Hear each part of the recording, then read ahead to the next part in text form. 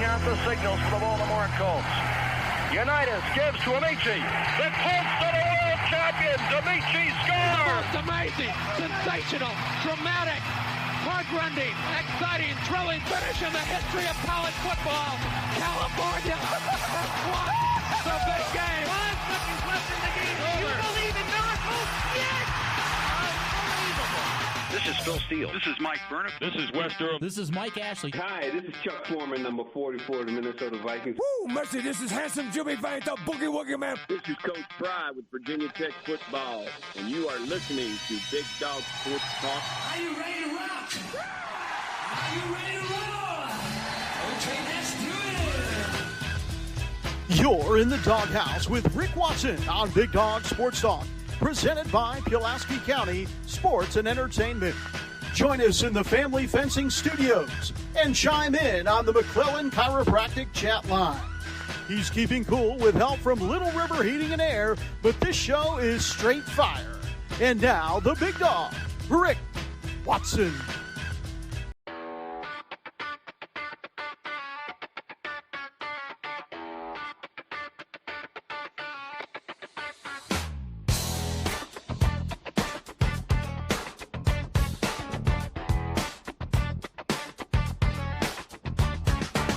Rick Watson's got the mic, he's the big dog king.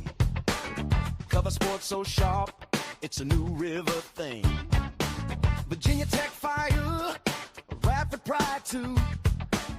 Every stat, every play, he's bringing it to you. He's got that voice, deep as a valley, breaking it down, no dilly, no dally. Big dog sports talk, feel the bark, feel the bite. Rick's in the zone, every day, every night, from the Hokies to the Highlanders.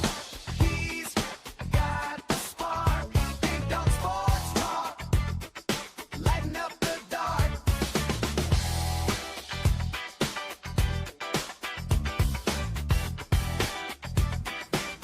Greetings and welcome to Monday. Hope everybody's doing okay wherever you might be. Hit us up in the McClellan Chiropractic chat room. Professional Dual Incorporated text line 391-0788. David Smith joins us coming up here at 6:30. That's going to be David's new time slot.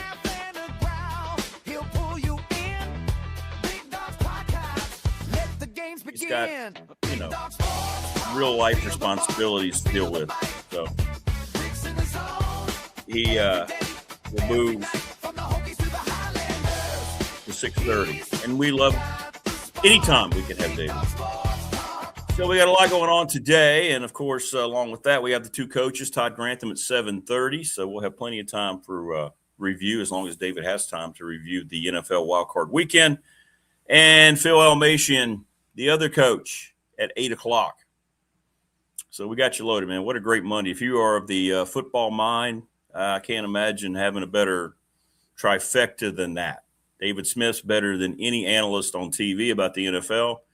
I reminded of that this weekend.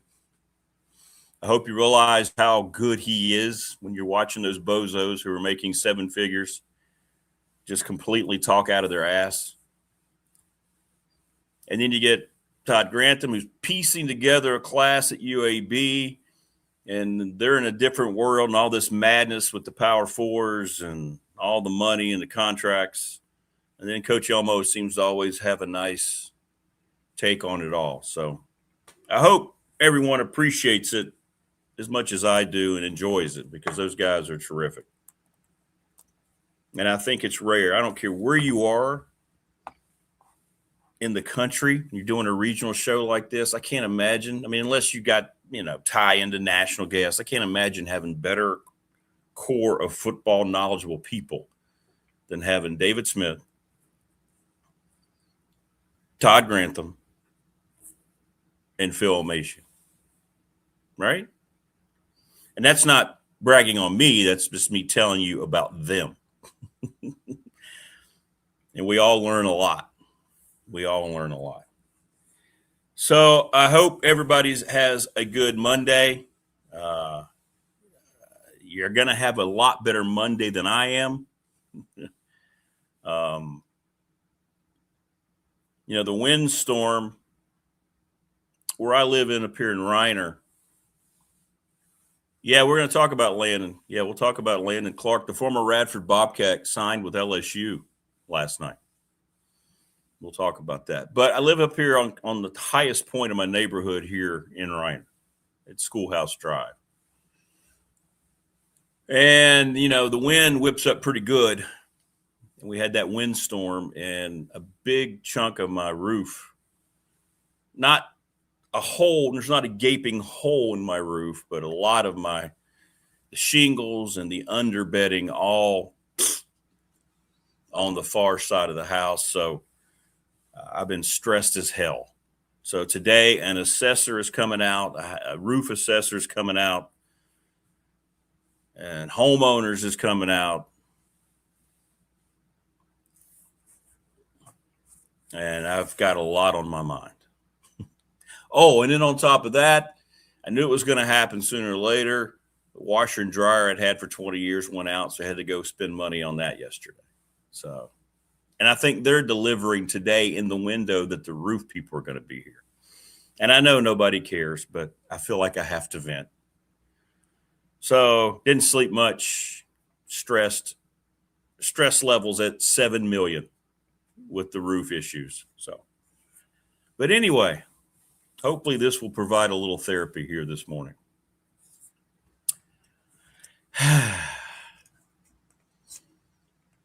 No, Stephen, no go Bills. No.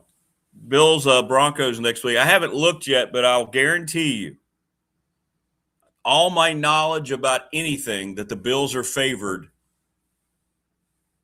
in Denver next week. So let me know. Somebody look it up. Right now. Bet me right now. Bet me the cost of my roof repair. I guarantee you the Bills are favored. I've been telling everybody the Broncos as a number one seed not gonna go very far. As a matter of fact, they're gonna lose next. I think it's a Saturday game. The Bills will go in there and kick their ass. It is what it is.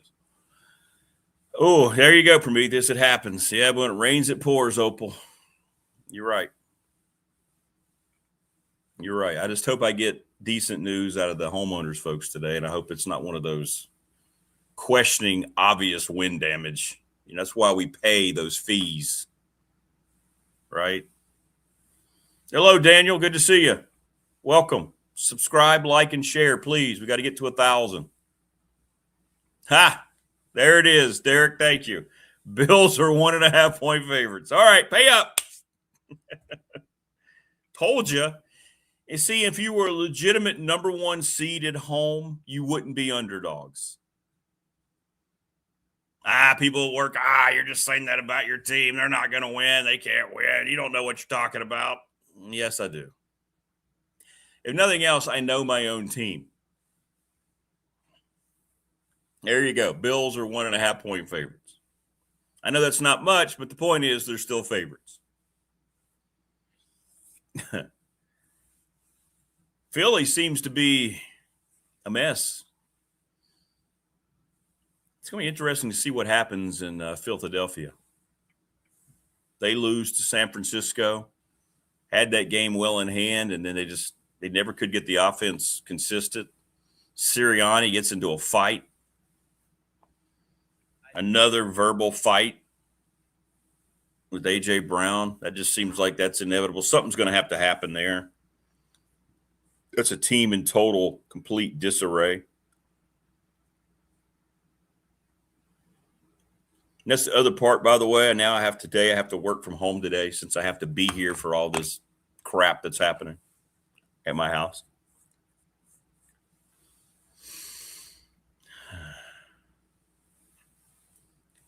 TLB says, I can relate here on blustery knob. Replacing shingles is a common practice. Yeah. This went a little beyond that. I've had that happen, and I've been able to replace them, but this is a little different. A little different. Hey, Christopher Lester, good morning. Yeah, Philly's not right. Prometheus. Philly is that's a weird. It started kind of mid-season with Hurts. You could just tell they kind of didn't follow him, and Sirianni, they don't like him, and Brown just seems like a punk now. He doesn't feel like he wants to play. They just seem to be totally. Sirianni turned the play calling duties over to his good friend, and the offense never really clicked in. Barkley didn't get nearly enough touches. How many times do we look at the touches that Saquon Barkley had, and we're like, really? After the year he put forth last year? Notice they won the Super Bowl when they counted on Saquon Barkley, and then when they stopped, they didn't. Kudos to the Niners. Had a lot of injuries to go in there and win. Maybe they're a team of destiny now, Kyle Shanahan. We'll see. The Bears rally, the Packers gacked one up on Saturday in the NFC. The Rams really struggled. How about the Rams, man? Carolina took them to the buzzer. How about that? But they survived and they got it done, and sometimes that's what you need. It finishes up tonight, Wildcard weekend, Houston and Pittsburgh. The winner of that game, Houston and Pittsburgh, will take on New England. I didn't watch much, if any, of that game last night, but I woke up and it was 16-3. How'd the Chargers not score? 3? And all of a sudden, Justin Herbert's reputation starting to come into question a little bit. But most of the games were very good. Yes, they were, Chris. Most of the games were good, competitive games until last night, I guess. And again, I didn't watch it, but 16-3 doesn't sound like a great game. But the rest of them, there's a lot going on. A lot going on. I got home from Radford's loss. UNC Asheville put a hurting on the Highlanders on Saturday. And started to watch the rest of that Rams-Panthers game. And then the Panthers kept hanging around. You're like, wow. And then the Bears game, the fourth quarter was terrific. I had, it's the NFC, so I don't really care. You mean the WWE NFL? Yes, Paul. Is it all real? We don't know. Officiating terrible. Tony Romo getting ripped nationally. I've never seen a commentator ripped and fall from grace so much more quickly than Romo. We talked about it before, but he is they're going to have to reassess that. I mean, how does that guy make – he's making over $10 million to be the worst analyst for football on TV. It's bizarre. Greg Olsen is by far and away the best guy on TV. Far and away. In the NFL, I mean. He is terrific. Absolutely terrific. Brady is not great, but he's not offensive. But Tony Romo is just – you can tell Jim Nantz knows that Romo has just gone off the rails, man. He is terrible. Terrible.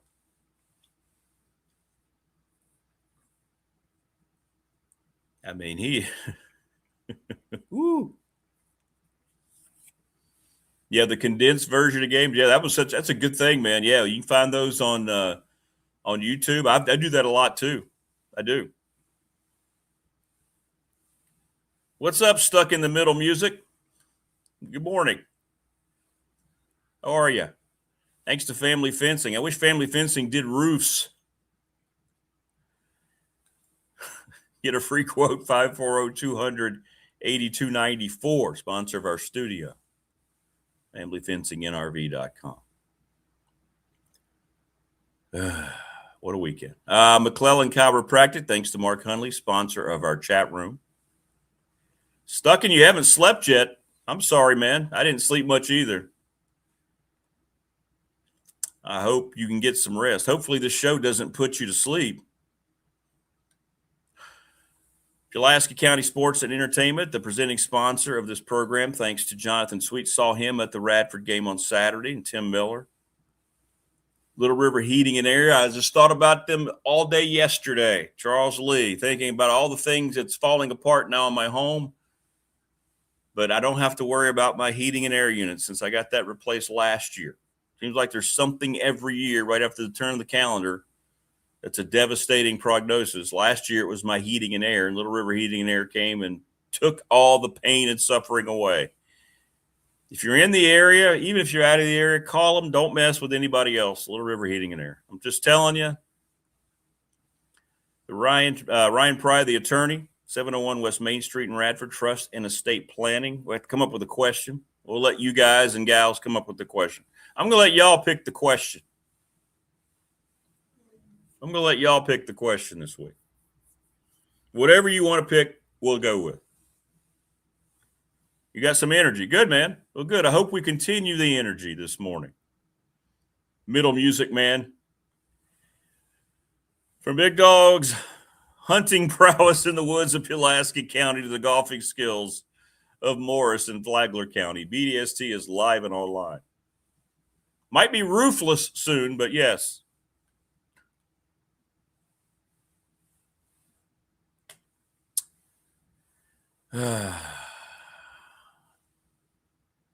I hope so, Prometheus. That's what the assessors are coming today. I hope it's all covered. You never know. I don't ever assume anything with homeowners. But if they say it's partial or no, it's not going to be a pleasant scene. National Bank member FDIC, the exclusive banking partner of this program here on YouTube. My exclusive banking partner for 35 years. Travis Williams, Professional Door Incorporated. He was the one who, he has a son that plays for Radford High School.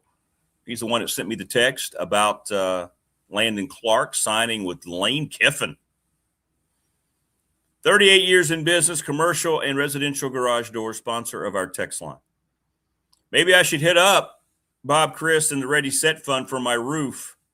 ReadySetFund.com. Bob, you might get a call. BobChrist11 at Gmail. Thanks to all the folks at the NRB Super Bowl, 382-5525. They've got late night weekend bowling. They've made a lot of improvements. Give them a call, Terry or Amanda. They've been around for 25 years. Lawson's Mobile Home Supply since 1997. Give James a call, 381-8011. And thanks to Travis at Top Shelf Apparel, 4377 Lee Highway in Pulaski. They have an outstanding screen printing business. Yeah, if it's covered, Joseph, I think that's something I'm going to look at with the metal roof. Yeah, I've had a lot of people tell me that. I had a new shed I bought last year out here, and I went with the metal roof. And yeah. So anyway, great stuff today. David Smith, Todd Grantham, and Phil Elmassian. You're welcome, America. You're welcome.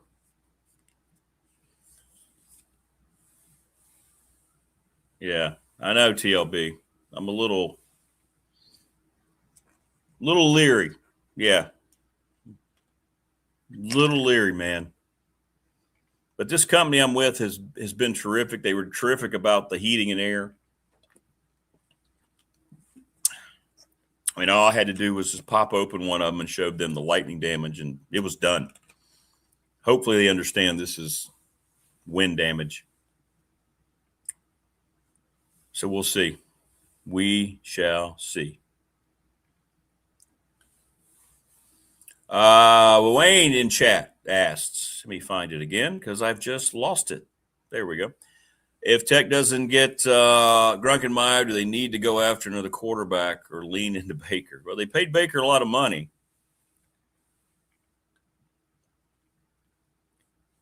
You know, it's interesting. All those reports came out, and this is what I've been trying to warn people about. Nowadays, reporting is let's get out there and put stuff out there, whether it's factual or not. Here's what we know. We know that, according to the reports, he's a strong lean, but he is not committed. If he had committed for the agreed to amount, which I heard was upwards of $2.5 million, he would have posted it up somewhere on his social media. He has not done that. So therefore, he does not have a deal. most of these programs, when they bring in quarterbacks, immediately want to get it out there because it helps them get other kids out of the portal, especially from the skill position players are on offense, right? Oh, he's my new guy. And then that guy's going out and actively recruiting. Now, maybe he's doing it behind the scenes. I don't know if he's the type of quarterback that has that kind of pull. I don't know.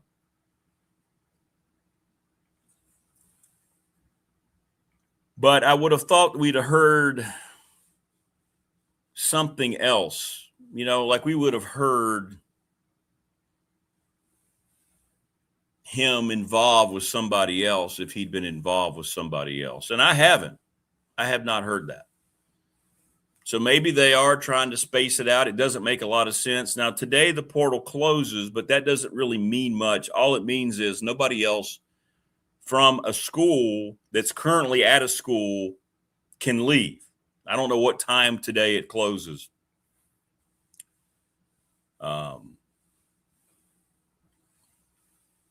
People who are in the portal until whatever other window closes, if you're already in the portal, you still have time to make that decision. So there you go.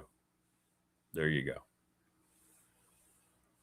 I can't recommend any roofing contractor, but I can say that Sinvar did respond, follow-up concerns quickly. Okay. Yeah, if anybody knows any good roofers, man, let me know. Hopefully if today goes okay, I'm going to have to get it done. So insurance company's coming first. I haven't hired anybody yet because I don't know what they're going to tell me. And I don't know what to tell a roofing people. Well, I don't know if all the guys in TSL have said that because for me, I talked to two of the TSL guys this weekend and they're not sure. Andy Bitter in particular is not sure. I don't know. I think they're all kind of like the people who hit me up last week. Okay, if this was done, why hasn't it been announced? And it is curious. It is curious. But we haven't seen him tied anywhere else. And that's why I'm thinking for some reason, unless there's a last minute swoop in by a school that's saying, hey, we'll pay you this. Maybe he's trying to get more money finalized. Right? Yeah, but that was Thursday. As of Saturday, things have changed. I'll just say it that way. Anyway, I don't lose sleep on any of this stuff, and I don't think you should either. So it'll be fine one way or the other. But, yeah, if anybody knows a roofer, that'd be great. And I'm just telling you, man, I am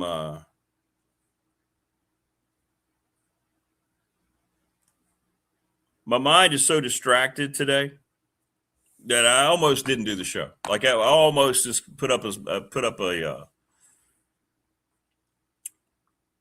I'm not doing it today, guys. But no, I decided to come on. So let me know. So Sinvar, everybody's saying Sinvar. Is that what we're going with? Thanks, Jim. I got you. Cool. Appreciate you, Mr. McAllister. All right. That might be who I call then. I'm getting a lot of good advice here, and I need your advice. I've never had to deal with this kind of thing before. This too will pass. Yeah, like a kidney stone the size of a golf ball. But yes, this too will pass. Oh, I'm not buying the snow prediction, Opal. I know you're a snow bunny. We're not going to get a snowstorm at the end of the week. Everybody calm down about the snow. But if you do think we're going to get snow, there's only one guy to follow, and that's Kevin Myatt on X. Thanks, Christopher. Appreciate you, man. I hope it always works out. I hope, man.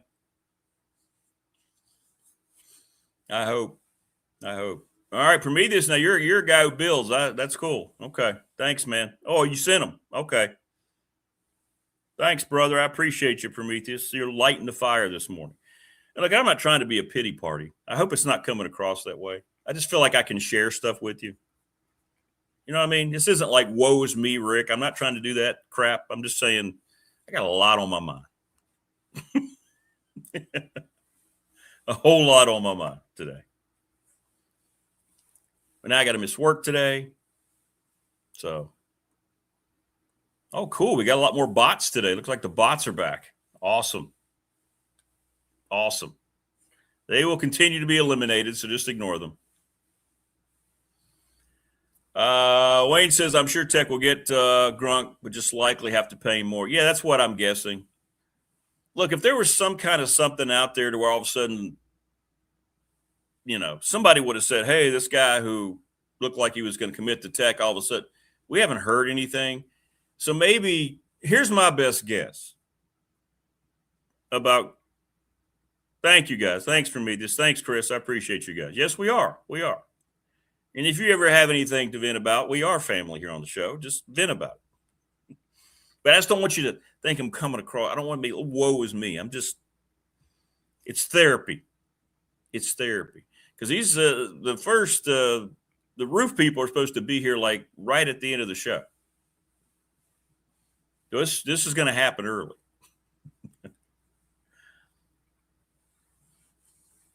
So here's my take on Grunkenmeyer. And I looked it up before I came on. There were 36 texts. People are worried from different people on our professional door text line. I think he's still coming. Let's just get that out of the way. He's got plenty of time. I think people were confused thinking, oh, the portal closes today. He hasn't announced, so he's not coming. No, that's not what that means. That just means that, in other words, after today, you can't leave your school to go into the portal. If you're in the portal, you can still negotiate and do all these things. So that hasn't changed. I think probably Tech's going to have to pay him more money. I do believe other schools have probably gotten his ear, his handlers, his agent. He's got an agent. And I don't know why I've got Marty and Steve's thing rolling, but hey, we love Marty and Steve. So there you go. Presented by Farm Bureau Insurance.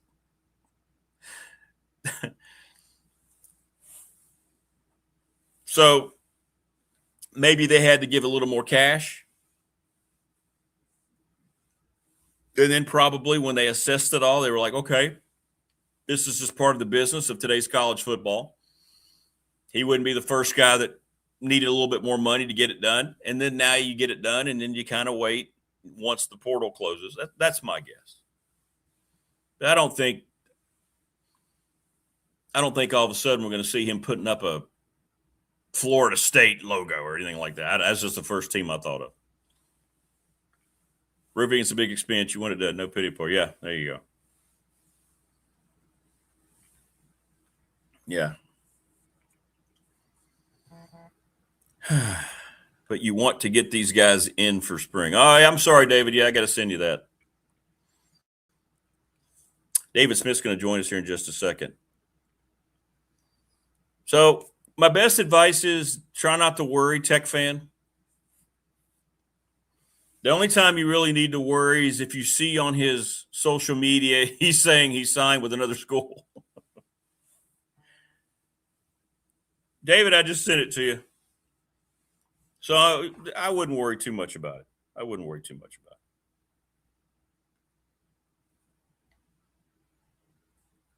And thank you very much. I'm keeping all these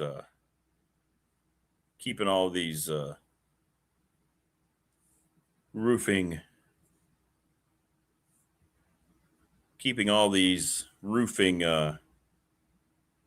contacts. Let me let David know I sent him the invite. There we go. But David's got the invite. Opal says the personal stuff is my favorite part of the show. I love when everyone comments about their lives. We are family. We care about each other. Yeah, we do. We do.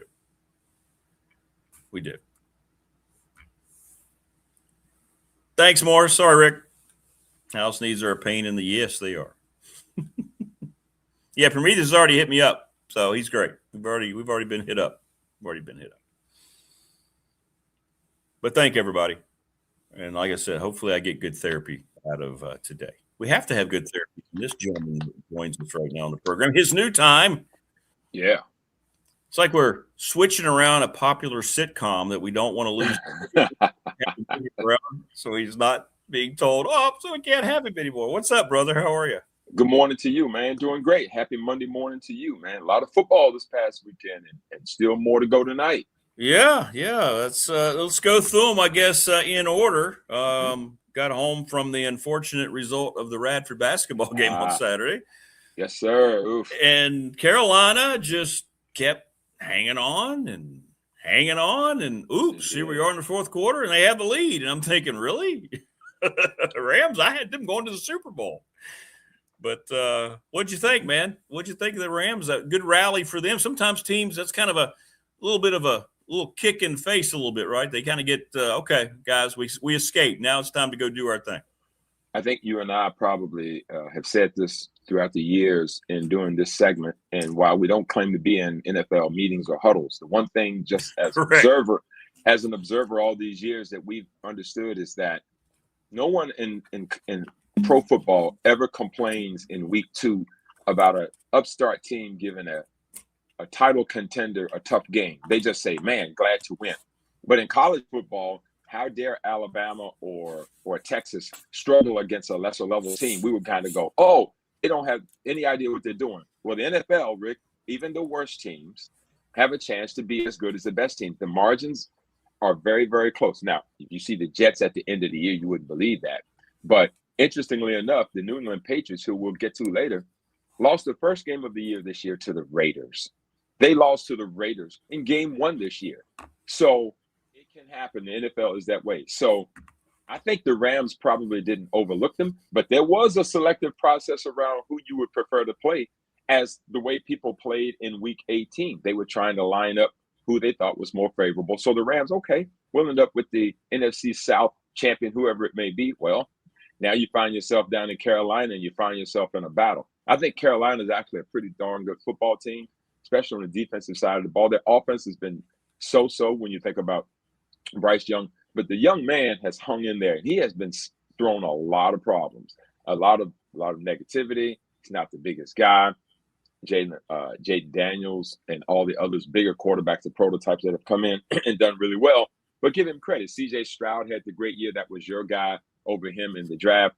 And so, but give him credit. He is an 8-9 team. They have the home playoff game. And Rick, they gave the Rams everything they could. And just like most of the games other than last night's game, it came down to who had the football last and who was going to make the play last. In this case, Carolina actually had it last. But the Rams had a chance early on to build momentum in that game, though, Rick, as the Radford game ended, had a chance to pull over and look at some of it. They were up 17-7 in the first half, had the ball in the red zone, about a minute and something to go, 4th and 3 with a chance to kick a field goal and to go up 20-7 and maybe really make them feel a certain kind of way. But they wanted to put the hammer down, as does everyone these days. Everyone. No one kicks field goals in red zones much easily anymore. 4th and 3, I will go for it. 4th and 4. Even the Bears on Saturday night on their own 32 early in the game, it was 4th and 3. They went for 6 4th downs in the football game. I'm having to learn this new world order of strategy versus punting. Yeah, I think Herm Edwards said one time, a possession's okay, ball being kicked, either a punt or a field goal. It's okay to play it that way. Yeah, what's wrong with field goals? Right. Yeah, what's wrong with field goals? It's okay. Points, especially field goals. But in this particular case, the Rams decided, we'll be fine and allow the defense to deal with it. Well, they went for it and they did not. Carolina went 5 plays, 81 yards, got the TD, aided by a 28-yard pass interference. And Bryce Young scores the TD from 16 yards out. That made the game 17-14. And at that point, it was game on. And it was back and forth throughout. Matthew Stafford proven to be what he is. He threw for 304 yards in the game. He had an interception. And I think a lot of people forgot that the Rams lost to Carolina in Carolina earlier this year. So it wasn't like Carolina was afraid of them. So if you're the Rams, I guess they thought it was a fluke in the way that they positioned themselves, but I'm not going to really blame them. They won out in game 18, and wherever it landed so they could get their momentum. Carolina scores late in that game to put themselves in position up 31-27, and they just could not hold off the Rams at the end. Stafford with the TD pass puts them over. Carolina with 4 chances to convert to try to keep the game extended. They get an unfortunate drop on 4th down. Ball game's over, 34-31. Carolina Panthers, Bryce Young, 21 of 40 for 264 in the game. Matthew Stafford, 24-42, 304. Kyron Williams runs for 57 yards, but the running games weren't really the story in the game. They're all going Puka Nacua. All he does is catch. If he doesn't catch 10 footballs in a game, something's happened. He catches 10 for 111 yards, and Devontae Adams has 5 catches for 72. They were targeted 31 of the 42 times. You knew where they were going to throw it, and you still couldn't really stop them. Shout out to the Carolina Panthers, though. I really feel like for them, they're probably saying, well, we've got momentum going. But, Rick, you and I have seen this. There are some years that you get a chance like this, and you feel like, we'll be back. We got momentum. We can make this happen. And sometimes, Rick, it doesn't happen, man. It's just and I say that as a longtime Miami Dolphins fan, as a Dan Marino fan who got to the Super Bowl in year 2. And who said, I'll be back here many times. Because and guess what? And it wasn't hyperbole. You know what? We all said it too. We said, you know what? Dan Marino will be back, because if he's this good now with the Marx brothers and all that, you felt, and Shula, you said, of course he will. What he didn't see coming was that Jim Kelly group, that Buffalo Bills group, just injuries, all those kinds of things. So shout out the Rams that pulled out the win. They are advancing in these playoffs. Again, survive and advance. That's the theme of the day right now. And the Rams are moving forward. Well, I think they will play Chicago next in the next round of the divisional playoffs.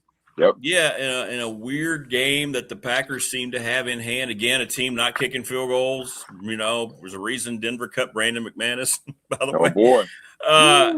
I don't understand the whole Ben Johnson, LaFleur hatred. It's just weird. And Jordan loved it. I don't know. And give the Bears credit on their home field. I thought they'd win the game. I didn't think they'd win the game like that, but that was an epic collapse by Green Bay. And give the Bears credit. They capitalized when they had the opportunity. Weird final game on Saturday. It was weird. And I'm with you. We'll start with this. I don't know why Ben Johnson decided to pick a fight. I don't either. When he gets hired with Matt LaFleur, because was there history?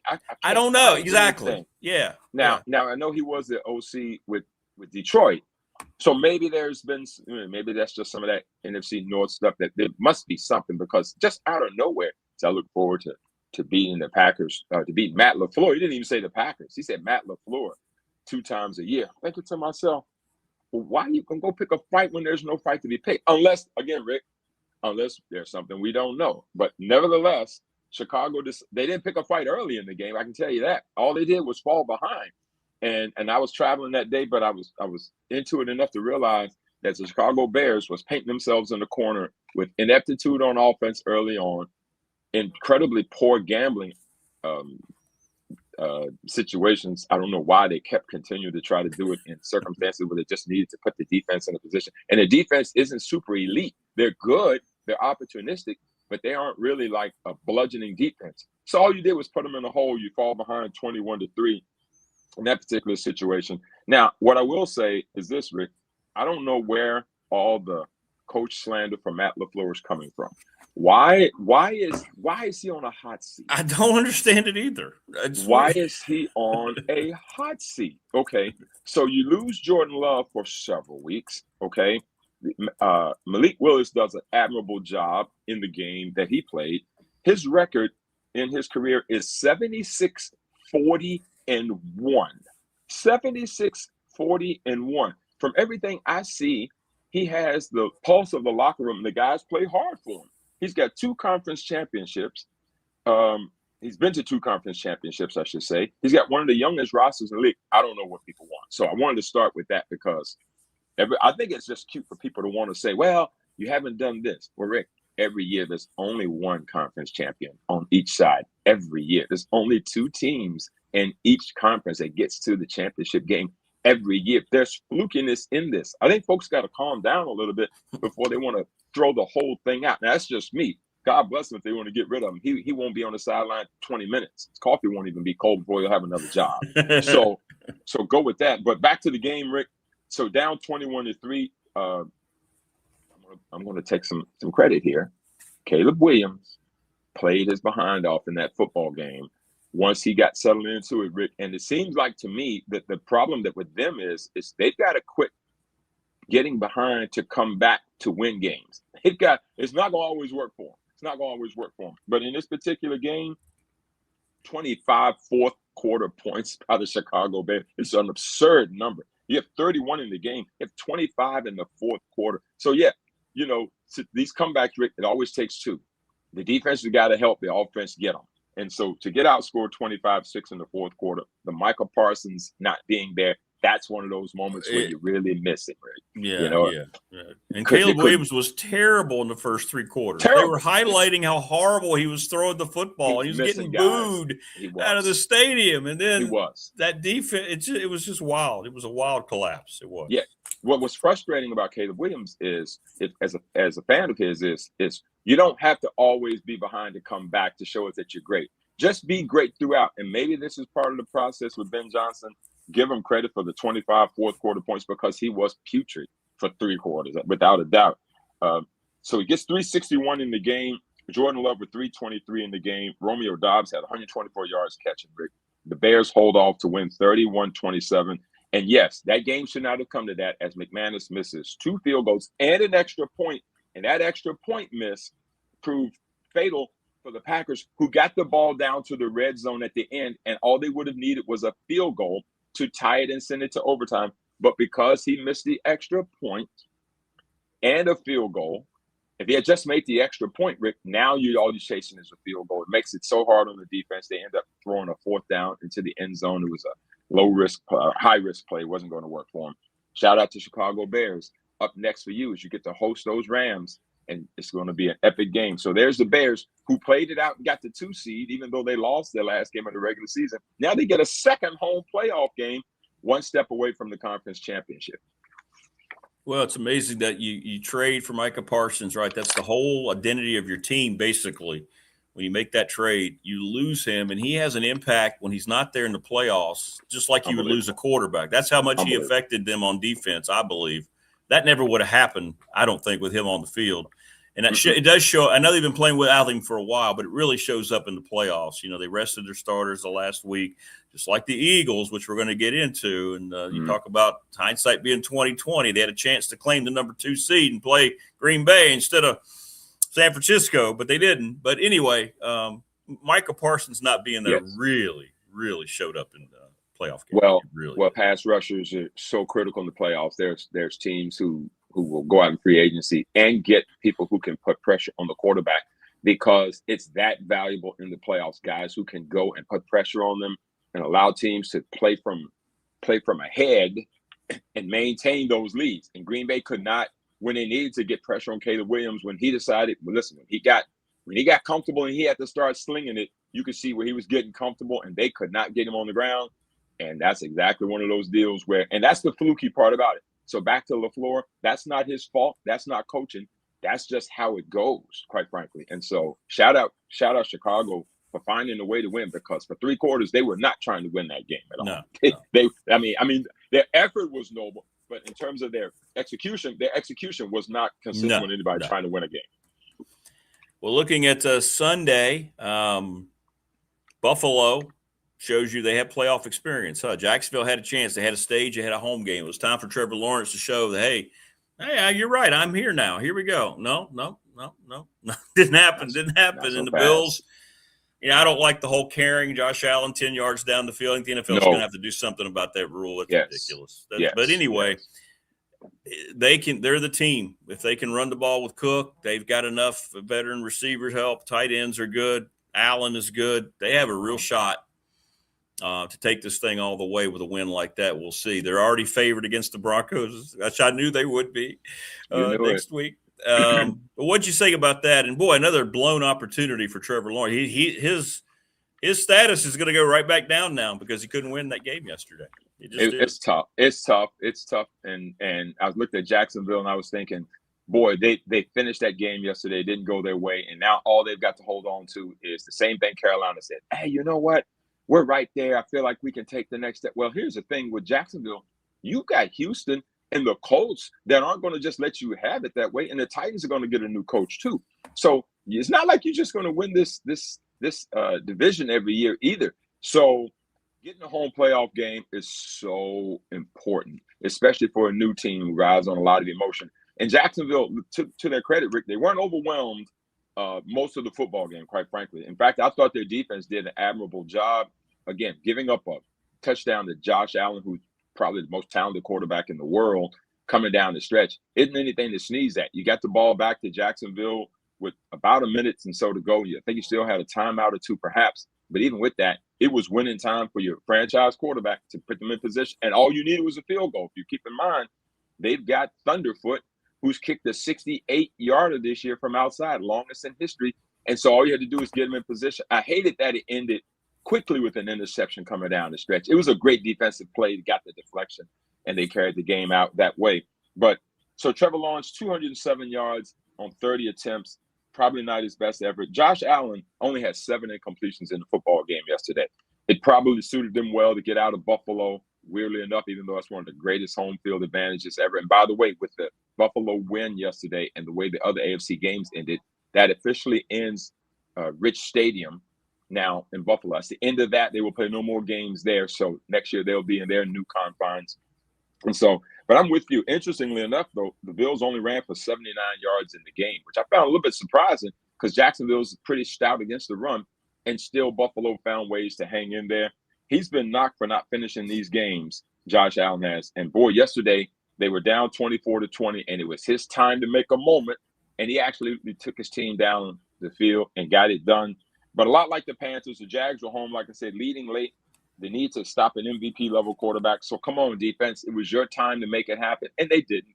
But, Rick, I am a fan of some of this new blood. I like that Carolina's kind of in it. I don't have any problem that Jacksonville's in it. Houston's always seems new to me, even though they've been to the playoffs 3 straight years, double-digit wins 3 straight years, if I'm not mistaken. So I'm a fan of that, but I'm with you on this. Josh Allen and those Buffalo Bills are a dangerous football team. They're very dangerous because that guy can do things himself that when all else fails, he can make it happen himself. I don't need but a little bit. If you keep me upright, I can make it happen. Even if you can't keep me upright, I'm going to be a threat throughout, and he's tough as nails. 273 yards in the game. Like I said, only 7 incompletions. Only took 1 sack in the game yesterday. So Jacksonville couldn't get him down on the ground. So Buffalo's heading to Denver right now. Jacksonville, congratulations on a great season. More to come from you guys, but once again, it's like Bill Parcells used to say, at the end of every year, the entire team hits a reset button. It's like nothing from the previous year really carries over to the next year because rosters are so different every year. So you take what you have right now, and you hope you can build momentum from the culture. But right now, Jacksonville's got to feel pretty bad about themselves, but in some ways, at least their core group, okay, now we know how to do it. Maybe we can build from the pieces that we will have coming back in a very, very tough AFC. Well, the next one's the one I really wanted to get into because the Eagles are a dysfunctional bunch, and I didn't realize it. I don't think I even realized it until like you're just watching the game yesterday. Don't even worry about the broadcasters, but just watching the pictures tell the story with what's going on there with the coach and the team. It just seems like it's just off the rails. You and I have talked about it. Just looked like midway through the season almost. Jalen Hurts lost that team somehow, and I don't know if he ever got it back. A.J. Brown, that whole thing. And then they just go out and you know, can't make the plays at the end, the interception. I don't know what happened to them, but I thought that was a team that had some staying power, chance to defend their title. But there's problems in Philadelphia. There's going to be some changes there one way or the other. The best friend gets to call the plays, and the players apparently were speaking up about that for quite a few weeks. But that, you know, give 49ers credit. I mean, they've got a lot of injuries. That's a big road win. I don't want to – but, boy, just watching Philadelphia melt down was really weird last night. And Rick, a lot like Baltimore we were talking about, where there's smoke, there's fire. There's been enough stuff going on with Philadelphia this year that has got us concerned. This is a Super Bowl champion team that totally dismantled the Chiefs in the Super Bowl. I mean, they obliterated them. And they're young, and their roster is filled with dudes, filled with players all over. They got all-pro linemen. They've got all-pro running back, all-pro caliber receivers. Their defense is stout and young. And remember now, when you're young, you don't have to pay them yet. So you don't get many of these opportunities to have elite second and third year guys, DeJean, Carter, Jordan Davis. You've got the linebacker that they picked up last year. They're just loaded all over the place. And yet all you hear about is, these kinds of things. The offense is ridiculously poor compared to last year. Now, again, the coordinator clearly does not seem to know what to do with all those shiny toys, because it's a shame how inept they are. And in fact, I was listening to the breakdown on Football Night in America last night, and they talked about the final play of the game, where the route concept was so generic that any defense in the league could have covered it. They say, where's your creativity to try to get people moving and in space? It's almost like you've got all these great pieces. And if you could just plug in somebody that could really get it going, it would take off. Because Jalen only threw for 168 yards in the game. I don't think he's thrown for over 300 yards in forever, Rick. So there's a concern there. Now, whether we love or hate A.J. Brown or not, and his drops yesterday did nothing to help him, right? There is a core concept about his willingness to want the football, because he's probably feeling like we're not doing enough right now. He didn't go about it the right way, and nor should he go about it that way. But what he's saying, we all could agree with. Now, he shouldn't say, I shouldn't know it. They should know it. You should know it, but they should know it. And so that didn't serve him well, and all it does is shines a light on him when it doesn't go his way. Big moment, he couldn't bring it in. Saquon ran for 106 yards yesterday, so they ran for 140 yards. But I just never felt like they put their will on the game at all. And Kyle Shanahan, who is having to live down that incredible situation in Atlanta in the 2017 Super Bowl, up 28-3, where he decided to get too cute in the game. He is clearly a guy that when he has less, he can make it happen. Like you go and lose Kittle yesterday, and all of a sudden, Kyle Juszczyk becomes Kittle at tight end. They start throwing him the football. His creativity is off the charts around what he's been able to do with that team. Brock Purdy, 262 yards. He's not going to get the credit he deserves. They're going to call it the Shanahan system. But give him credit, Rick. Yesterday, they go on the road, and they win that football game against an Eagles team in a tough place to win. They dethroned the reigning champs. And so congrats to San Francisco. Again, another injury they go through. Trent Williams was dealing with a bad hamstring. He played through it. And the Niners now have advanced in the playoffs. And I think, Rick, to your point, the Eagles got a lot of questions to figure out. And they need to put this smoke out before next year. Otherwise, it's just going to linger. And I think it kind of cuts at their core of being the best team that they can be. They're way too talented to be one and done in the Super Bowl. They've been to two. But to not get out of the first round right now with all that talent, something's going to have to change. Do you think they fired Nick Sirianni? I heard people discussing that last night, and I'm like, he just won the Super Bowl. I said, really? No. What are we doing?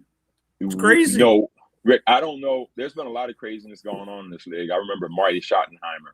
I think he got fired. I think he was 14-2. And the craziest thing I've ever heard, I think he got fired after a 14-2 season. I remember the Bears getting rid of Lovie Smith. I think it was the Bears got rid of Lovie Smith. He was 10-6 in Chicago, and they went forever before they won double-digit games again. I don't know. Again, this is why I'm literally to say you better be careful what you want. I don't think the Bears have had any kind of success since he's been gone. No, Rick, but maybe well, the offensive situation got to get fixed. I wonder if Sirianni looks at it and says, maybe I should go. I don't think he will, because he's not the kind of guy to quit anything. I wouldn't think so. No, I wouldn't think so. But man, oh man, that's a weird environment. But all that talent, you would think they would do better for sure.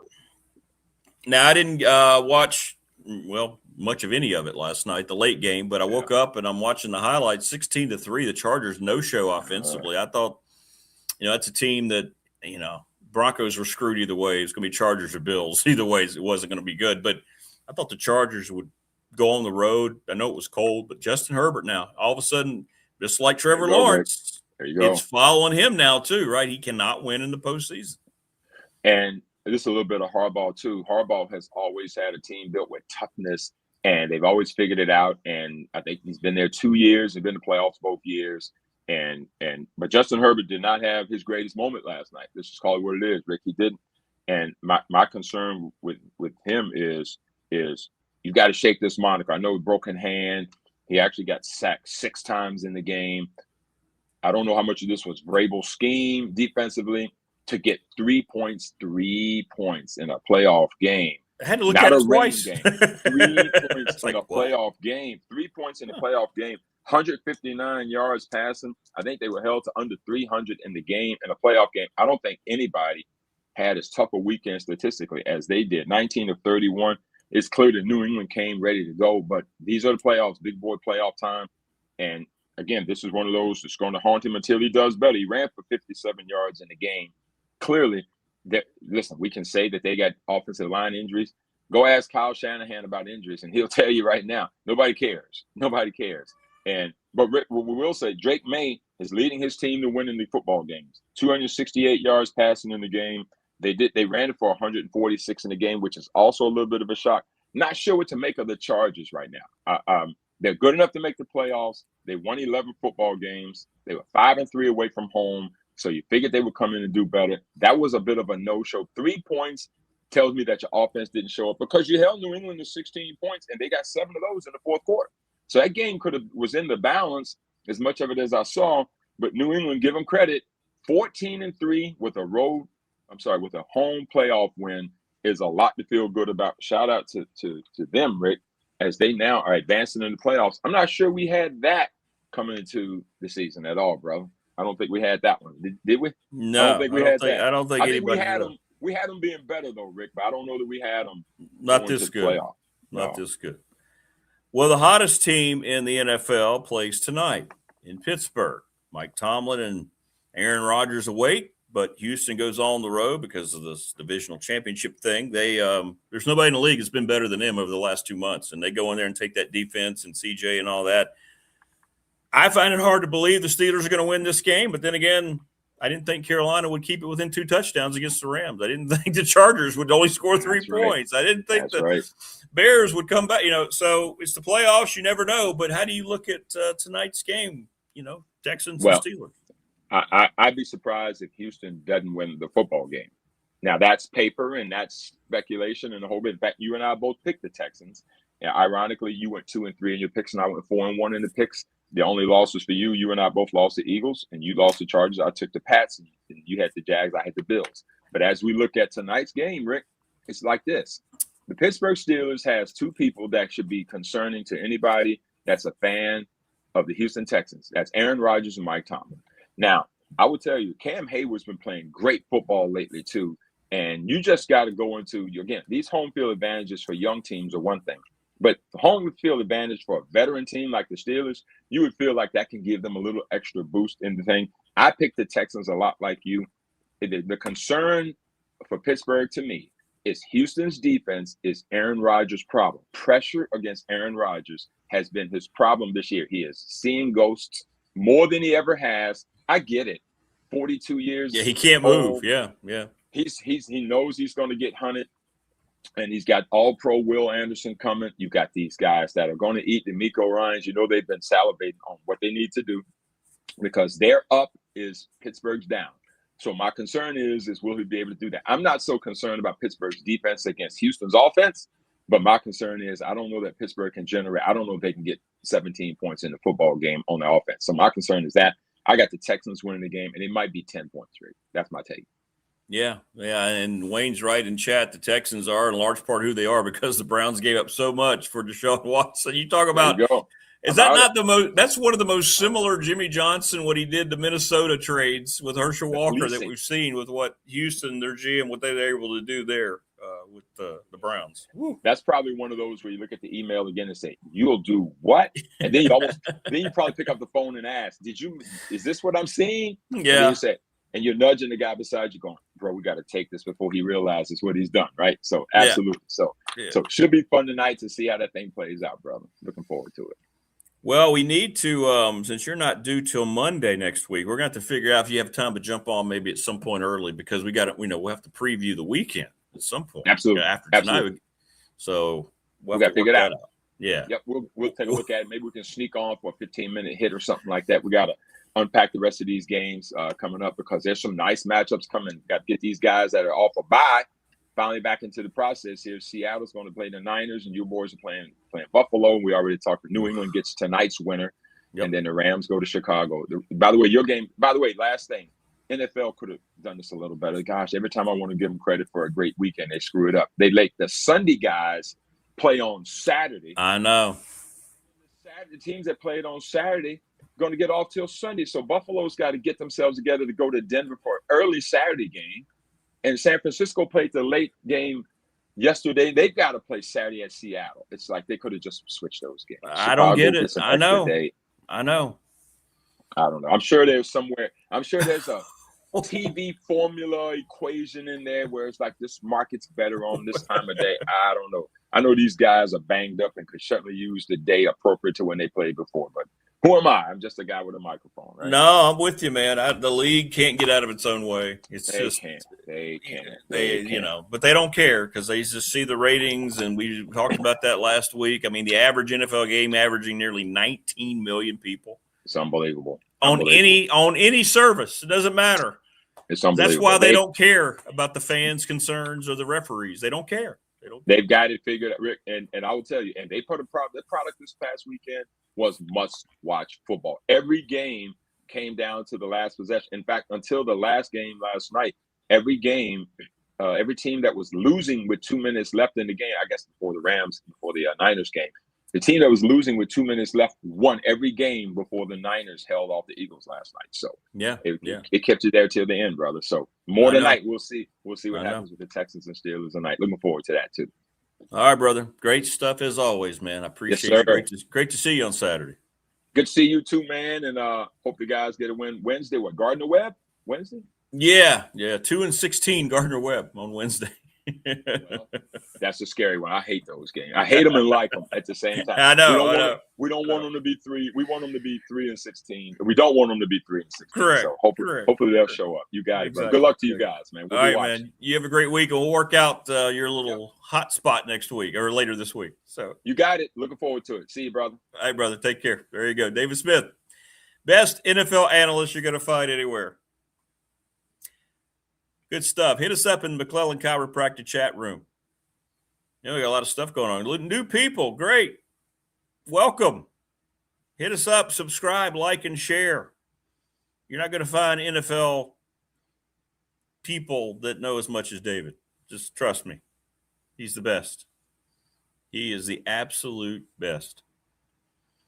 Thank you. Niners winning it all. A lot of Bills people in here. That's good. Hey, I love people that love their teams. That's what it's all about. So let us know your thoughts. What's up? I'm going to mess this up. Pezzo, I'll just call you Pezzo. Pezzo Novante. The Steelers on Monday night at home in the cold and wind playing a warm weather team. Houston Steelers will win. Wayne having to explain to everybody he's a Browns fan. What's up, Jason? Good morning, brother. How are you? Good to see you, man. Good to see you. Good to see everybody in here. Thanks to all of our sponsors. Top Shelf Apparel, 4377 Lee Highway in Pulaski. The Ready Set Fund, ReadySetFund.com. Bob Christ 11, Crist at Gmail. If you want a BDST t-shirt, hit me up. They're $20 locally, $30 if I need to ship. Thanks to Travis Williams, Professional Door Incorporated, Professional Door Indeed, residential and commercial garage doors, 38 years in business, sponsor of our text line. National Bank member FDIC, the exclusive banking partner, BDST. I've been with them for 35 years personally. Ryan Price, the attorney in Radford, 701 West Main Street. We're going to let all the peeps pick their question this week. We'll let you do it. We'll announce it tomorrow. Hopefully after I get decent news about my roof. Little River Heating and Air, 295 Radford Street in Christiansburg, 540-553-2971. We're presented every day by Pulaski County Sports Entertainment, thanks to Jonathan Sweet, who always has a smile on his face. He's always bouncing around. It's crazy, man. I saw him at the Dedmon Center on Saturday. He's awesome. Mark Hunley, McClellan Chiropractic, delivered his T-shirt on Friday. So we're going to try to figure out a day here soon. We were talking about what we can do with the video, me getting my back cracked. And, of course, Family Fencing, Jason Green and Company, 540-200-8294, Family Fencing, NRV.com. Hit them up. They're the best at what they do. I wish they did roofs. What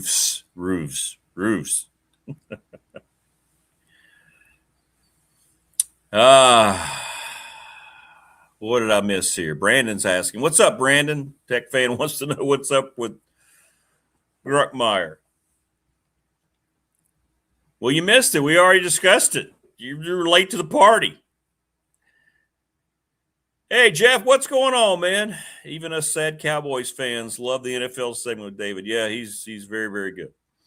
What's up, Sergeant York? It's a great movie, by the way. I'm a Chiefs fan, but I would love to see the Bills shake off the chains of the 90s. Yeah, the Bills got a lot of momentum. And I know you don't want them to beat I know you want them to beat my Broncos. I know you want that.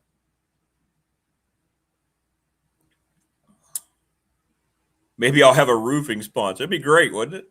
I could work out something with them. That'd be awesome. I can do some trading to upgrade to metal. Yeah, I was thinking about that, man. I was thinking about that. Creed, he gets frustrated when it's windy. He wants to be out, especially yesterday because it was sunny and it was hot. I mean, it was cold and sunny. So he looks at the sun. He's like, all right. And he gets out there. He's like, oh, man. So he tried to battle through it. Bezo says the Bills-Jags game was exciting. Yeah, it was. It was a good start to the day, football-wise. It was. Hey, Wayne. Johnson Island's a Browns fan. How about that?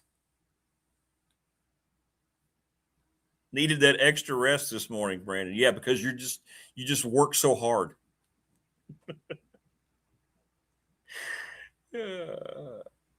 I am not, Stinson. I had a lot of people in my family who were, but I am not a military guy.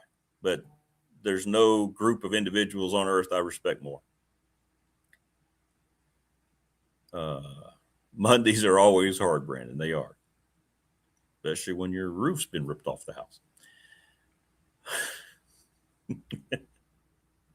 On rough days like this one, you could always count on Creed for his unconditional magnificence. The coach, Todd Grantham, joins us at 7:30, by the way. As long as someone from the AFC wins, I'll be happy. Yeah, I'm an AFC guy, too. I'm with you. What's up, Jason? Good morning. We don't do roofs, he says. If the wind blew your gazebo into your fence, we could repair your fence. There you go. Yes, you could. Yeah, I'm facing I got a messed up day ahead of me today. Exactly, Morris. We love the veterans. Oh, yeah, we didn't even talk about college football. We've been talking about the pros. Let's go to we talked about the game on Thursday. Indiana's going to beat Miami.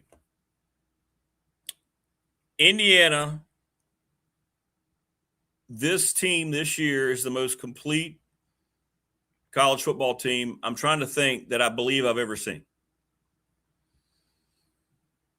I'm not saying they're the most talented. I'm not saying they have the most gifted this, that, and the other, but just as a whole,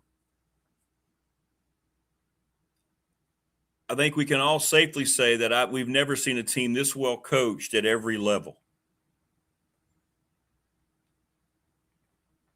It's mind-blowing. First play of the game, they had the pick six.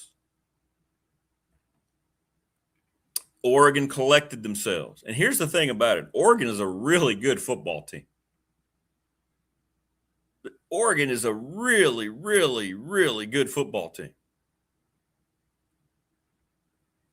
I know, Morris. You're plus 500.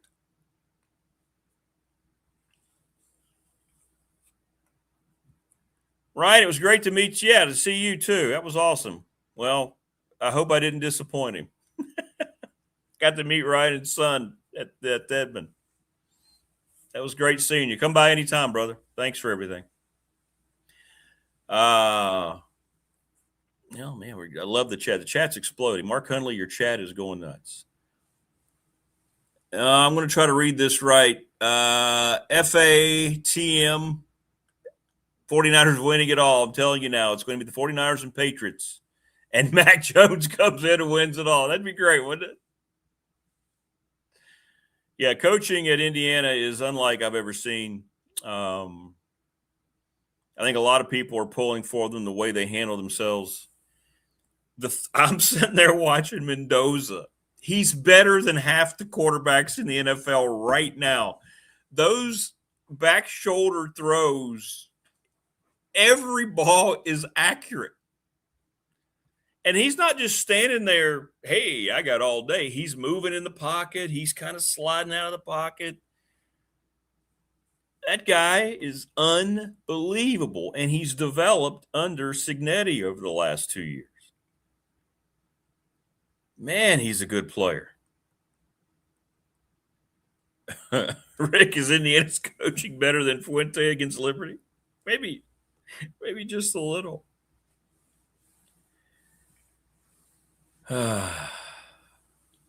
Shane says Indiana going to destroy the U. See, I agree, Ryan. I compared Mendoza to Tom Brady, and Coach Elmo yelled at me.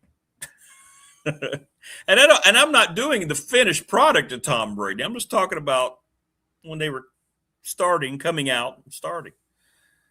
The Raiders are going to be a completely different franchise in 2 years because of him. Absolutely. Rodney, we're not sure who the Hokies are going to get for the safety coach because they've shut down Merriman. There's no information coming out anywhere. Just ask the people who cover Tech, like Tech Sideline or Damian Sordelet. Yeah, and his brother's on the team, family affair. Keep showing his parents in the crowd. Indiana 7.5-point favorites. That's about right. Yeah. Brandon says if Mac Jones comes in at any point for the 49ers, how funny would it be to see him play the Patriots? Yeah, it'd be kind of cool. Yeah, Pezzo, Mendoza 6'5". Yeah, exactly. Just like Drake May, right?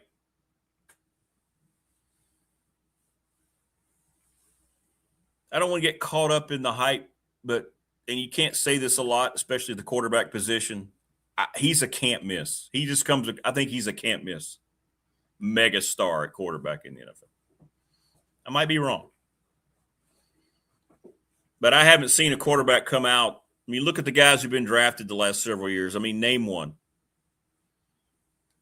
Who's your quarterback? We had that quarterback class. All those guys are starting now with May and Caleb Williams and Bo Nix and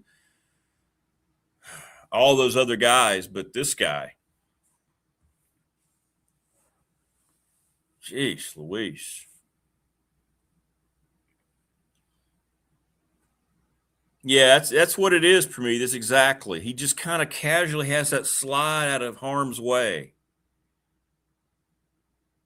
And that's where he reminds me of Brady. It's not like he's not overly athletic.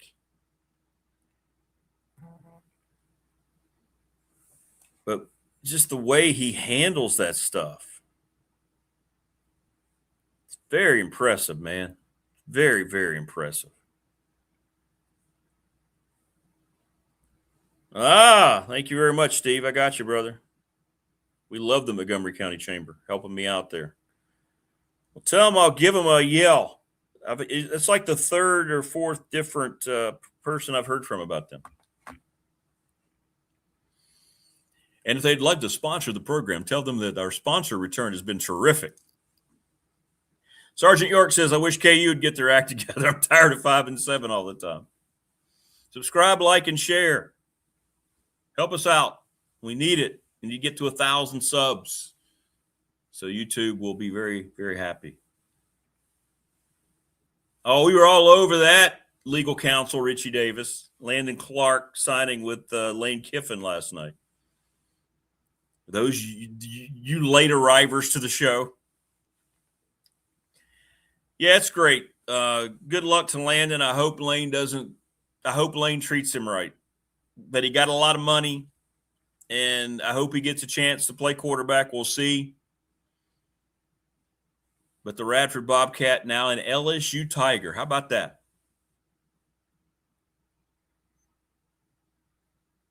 Travis Williams was keeping me updated on that all weekend. Thanks, Trav, from Professional Door.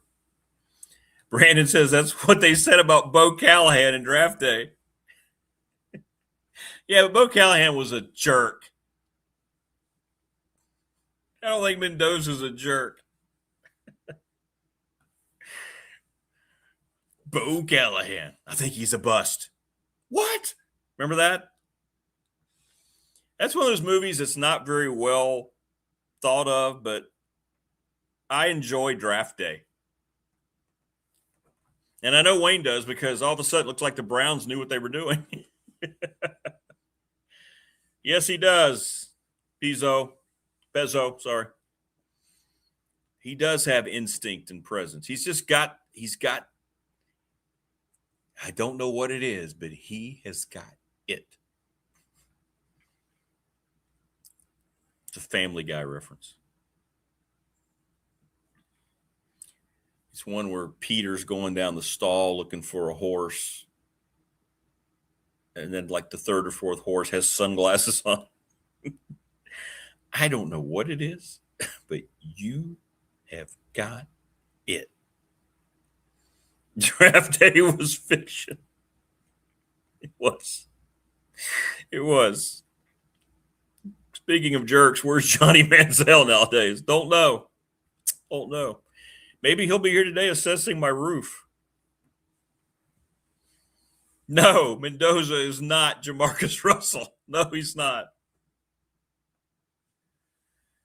Pezzo, I don't think Diego Pavia is draftable. I don't think he has a position, and he did not help himself at all. And listen, this is a guy, we brought this show back in August, and everybody knows, I've said it all along, he was my favorite college football player. And I lost total respect for him. And not only the things he did at the Heisman, but then the things he said afterwards and the way he handled himself. Absolutely ridiculous. And that matters a lot to the league. But he's too short. He's not going to be. Maybe I'm wrong. Maybe somebody drafts him late, but he hurt himself a lot.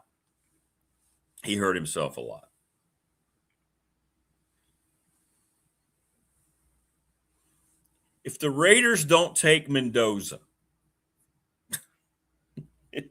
if somehow they mess this up, and I know a lot of Raider fans are already thinking we're going to mess this up,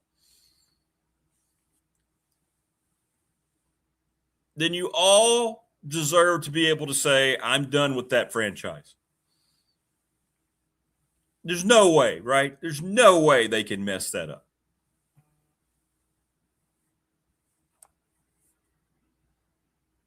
Like, how would you mess that up? What in the world would even, like when they introduced the draft, hey, welcome to the first round, the Las Vegas Raiders are on the clock. Shouldn't it immediately be, look, we're not going to do this 15-minute garbage or whatever it is. Here's our card. Go up and announce it. What are you going to do? You're going to trade that pick?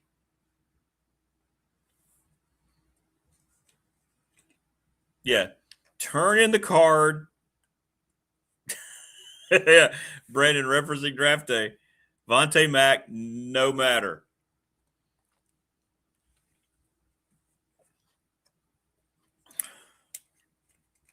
We're assuming Vontae Mack ended up being a mega star.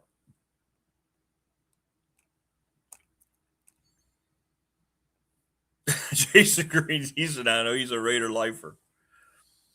Yes, they can. The deep snapper from the University of Cosmetology.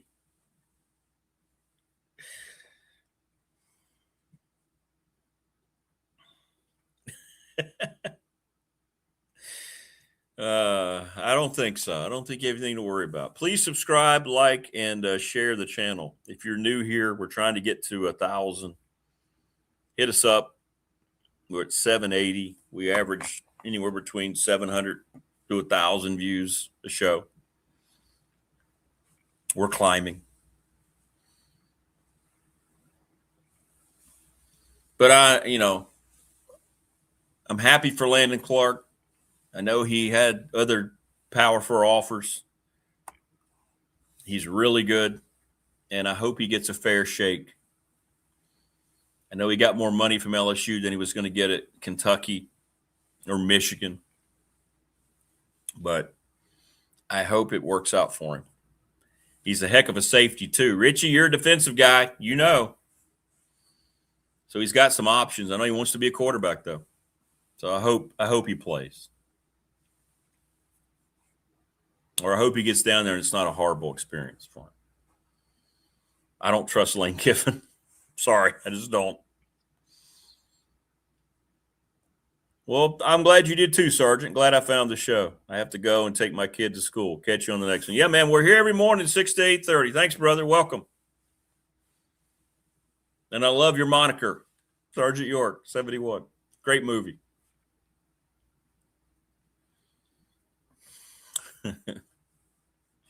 Peanut butter jelly time. Peanut butter jelly time. Ooh, yeah. Yeah. Pezzo's a Steelers fan. So was my dad, Pezzo. Lifelong Steelers fan. Pleasantly surprised. Kenneth Gainwell. But running back Caleb Johnson seems like a bust for the Steelers. Your thoughts? Yeah, Gainwell's worked out well. Yeah, they thought they had their guy with Harris, and that didn't work. I'm going to be interested to see what happens with Mike Tomlin. I think your organization, it's going to be interesting to see. Call me crazy. I'm a Tomlin fan. Pezzo, where do you stand with Mike Tomlin? I know people get frustrated with the lack of postseason success, but I have a lot of respect for a guy who's never had a losing record.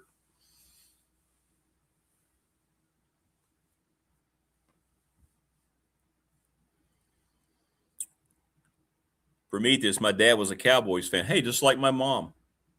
Unfortunately, blood doesn't go that deep. Pezzo is not a Tomlin fan. Well, neither is Brandon, who's a Steelers fan. It feels like if they lose tonight, that might be it for him. We'll see. We'll see. Now, I don't know which direction they go. I mean, there aren't a lot of great coaching prospects out there.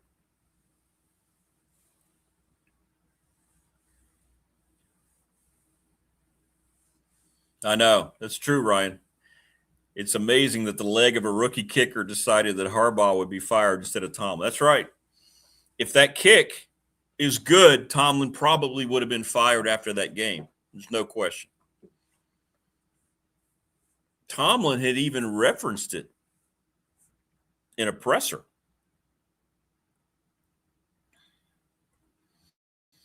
If I'm not mistaken.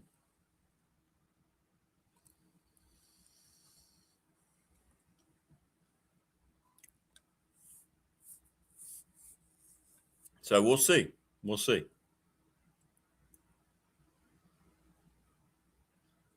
John Harbaugh won't be out of a job long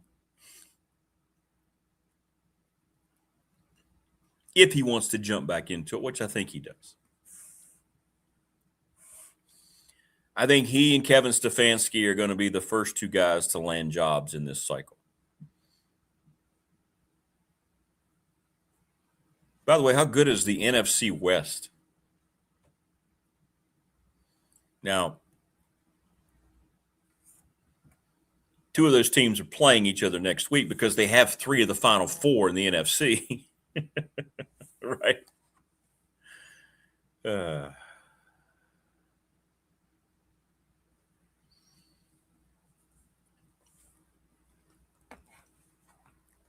How good is that division? One will survive, we know, 49ers or Seahawks, and the Rams will try to join them.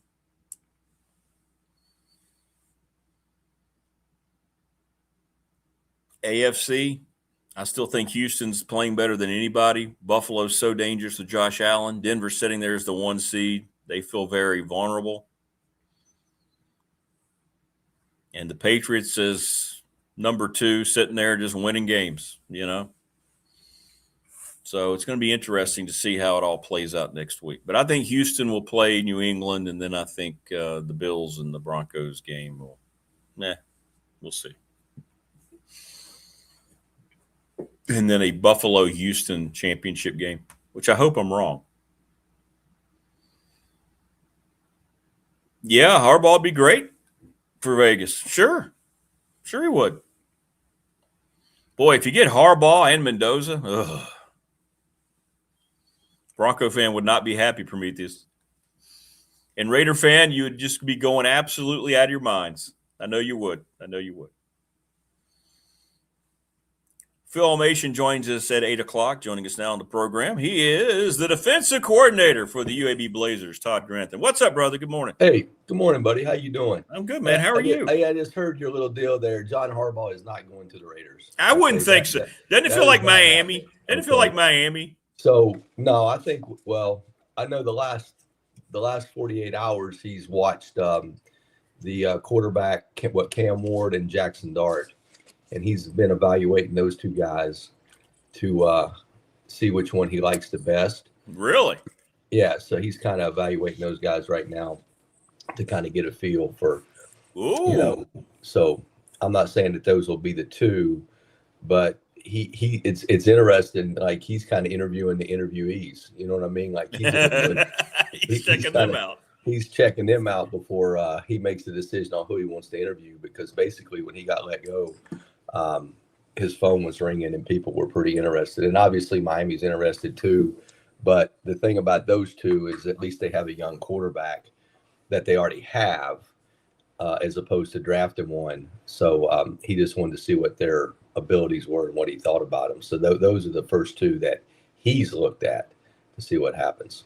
He's gonna control the whole process, isn't he? Yeah. Yeah. I mean, there's a lot of. I mean, you know what? I don't blame him. I mean, I kind of get it. Kind of like we're similar in age, and he's like, "This is what I want. This is what we're going to do. And if you don't do this, then good. I'm going to my lake house." You know what I'm saying? I mean, that's the approach he's taken. Is, he wants control of the roster, things like that.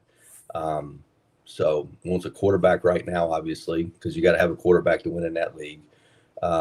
So that's kind of the path he's taken, and I really don't blame him for doing it. I mean, everybody would do it if they could, you know what I'm saying? But, he's kind of earned that right based upon what he's done and everything. Do you think if they lose tonight, this Mike Tomlin's last game in Pittsburgh? I don't know. The one thing about Pittsburgh is they've been so consistent as far as with their coaching staff. I mean, if you look, I think that he's like the third coach they've had in the last 60 years or something. He's just been so consistent. I do think that if they had not won, that'd have been a change. Now that they were in the playoffs, I don't know if it's there yet. But I think it might be the way they play too. If they lay an egg or something like that, I don't think that's any different than not getting in the playoffs.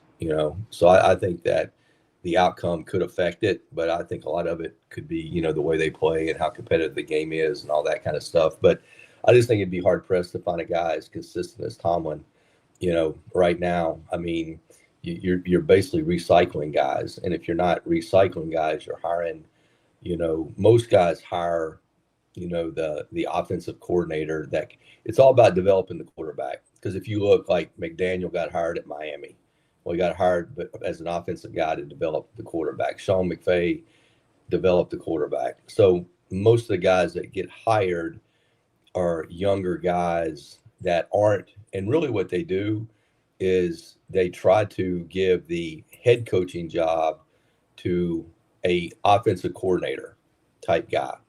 And then they just hire more of a veteran guy on defense to run the defense. And then that way they can get the best quarterback developer in the league, because it's all about developing. Everybody's starving to how do you develop the quarterback. It's all about developing the quarterback in the National Football League. The rules are set up for passing. You can't really touch guys after 5 yards down the field. Any kind of contact, they're going to throw a flag. So the way the rules are set up, they want points. And to do that, you got to be able to throw the ball. Well, you got to develop a quarterback. So it really gets down to who are the best quarterback developers out there. Well, since we have a lot of Browns fans in chat, who in the world would coach the Browns? What are they going to do? I always tell guys, we went 10-6 there, and we went 10-6, and I got fired. And and of course, being the Browns, like we were 10-6 and didn't make the playoffs. Like it was the first time in like 25 years that a team won 10 games and didn't make the playoffs. We got beat.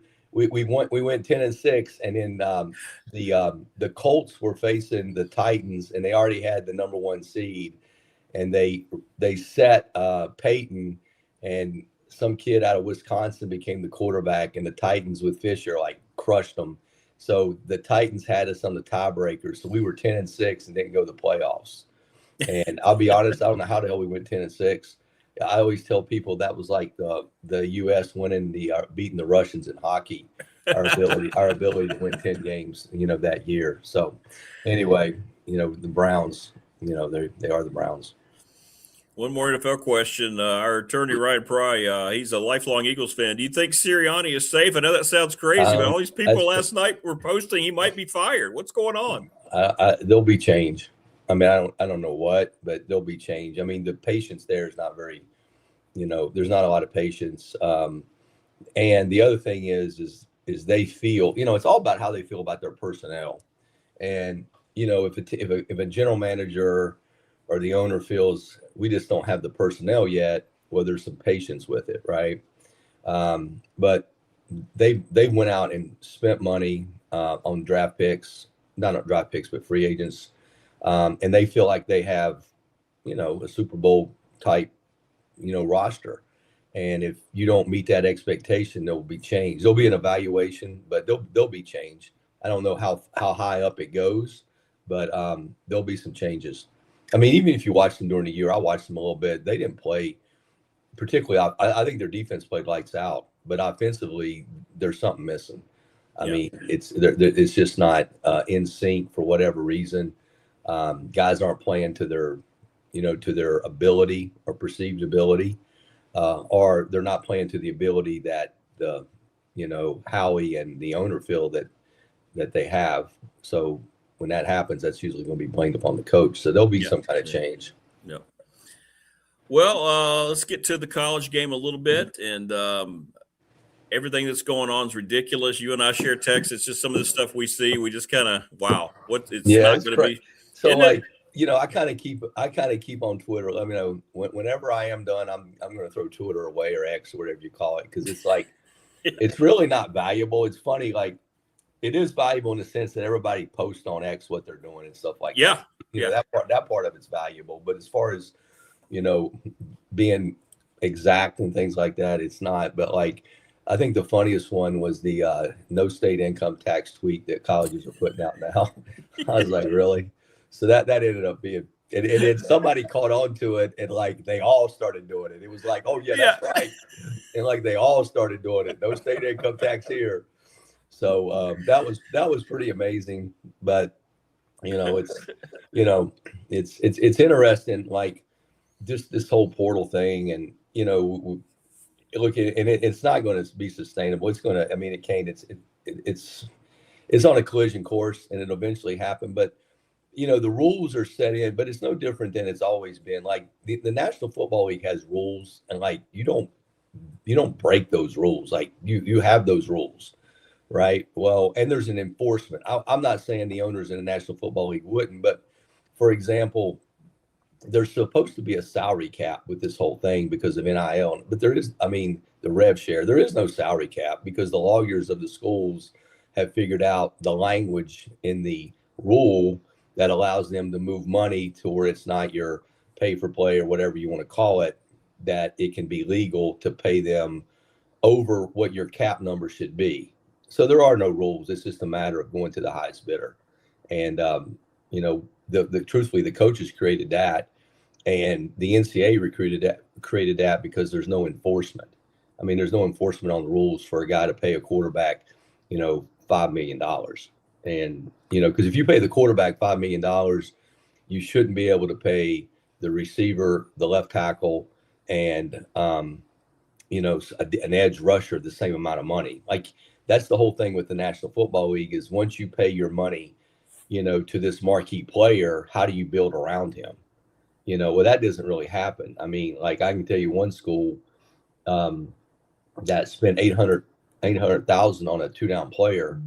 Okay. And I'm like, well, first of all, we don't have that kind of money. Okay. But I'm just saying, we don't have that kind of money, but I'm okay. If you have that, I get it.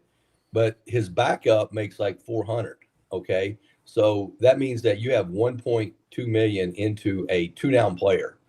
So, I mean, where's the value in that? You're just spending money. It's kind of careless, from that standpoint. So, that's where it kind of is going to eventually have to change to make it more competitive, because really right now it's going to the highest bidder. And the other thing that I see happening is like, look, everybody has agents. Like I have an agent. Okay. I get it. I have an agent representation. That's fine. And, agents are good. I mean, sometimes they get a bad rap, even Jimmy, I understand, but they do their job. But like the one thing that I do see is like when you have players you're talking to, everything's should be about vision. Okay, what's my playing time? What's your vision? How do you want to use me? How are you going to develop me? And then obviously it becomes down to what are you going to pay me, right? Those things come into it. So what I see happening is when the agent is NFL certified, there is a little bit more vision for the player long term, meaning, okay, and I have a couple players that are coming because of that, meaning, hey, I may take $75,000, $50,000 less because it's going to enhance my career and I create more value for myself from playing time to development for the next contract in the National Football League. So guys that are NFL certified and represent a guy, like you see that in them a little bit. Okay.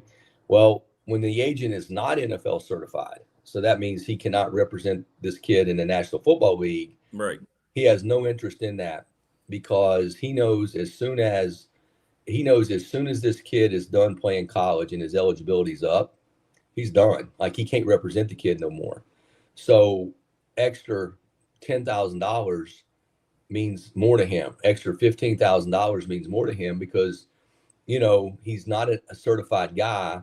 So if I got 20 clients and I can get 10,000 more out of them, that's $200,000 more a year. Well, that's substantial to an agent like that. So I do see that aspect of it with the agents is the certified guys have a little bit more vision. Now they're still looking for the money and all that. I'm not saying that, but there is a little bit more vision development. Whereas the non-certified NFL agent, he just wants the most, like, where's the most money?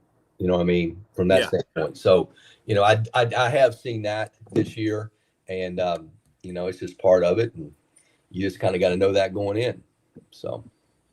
Well, and you went into this scenario down at UAB, and we won't talk about specific guys, but I know you're having a lot of fun. You're very pleased with the way things are coming together in the portal, and Coach Elmo is so excited to be working with you. Yeah, man. The resources are pretty limited, and it's like even when I was in pro ball, like there's so many guys.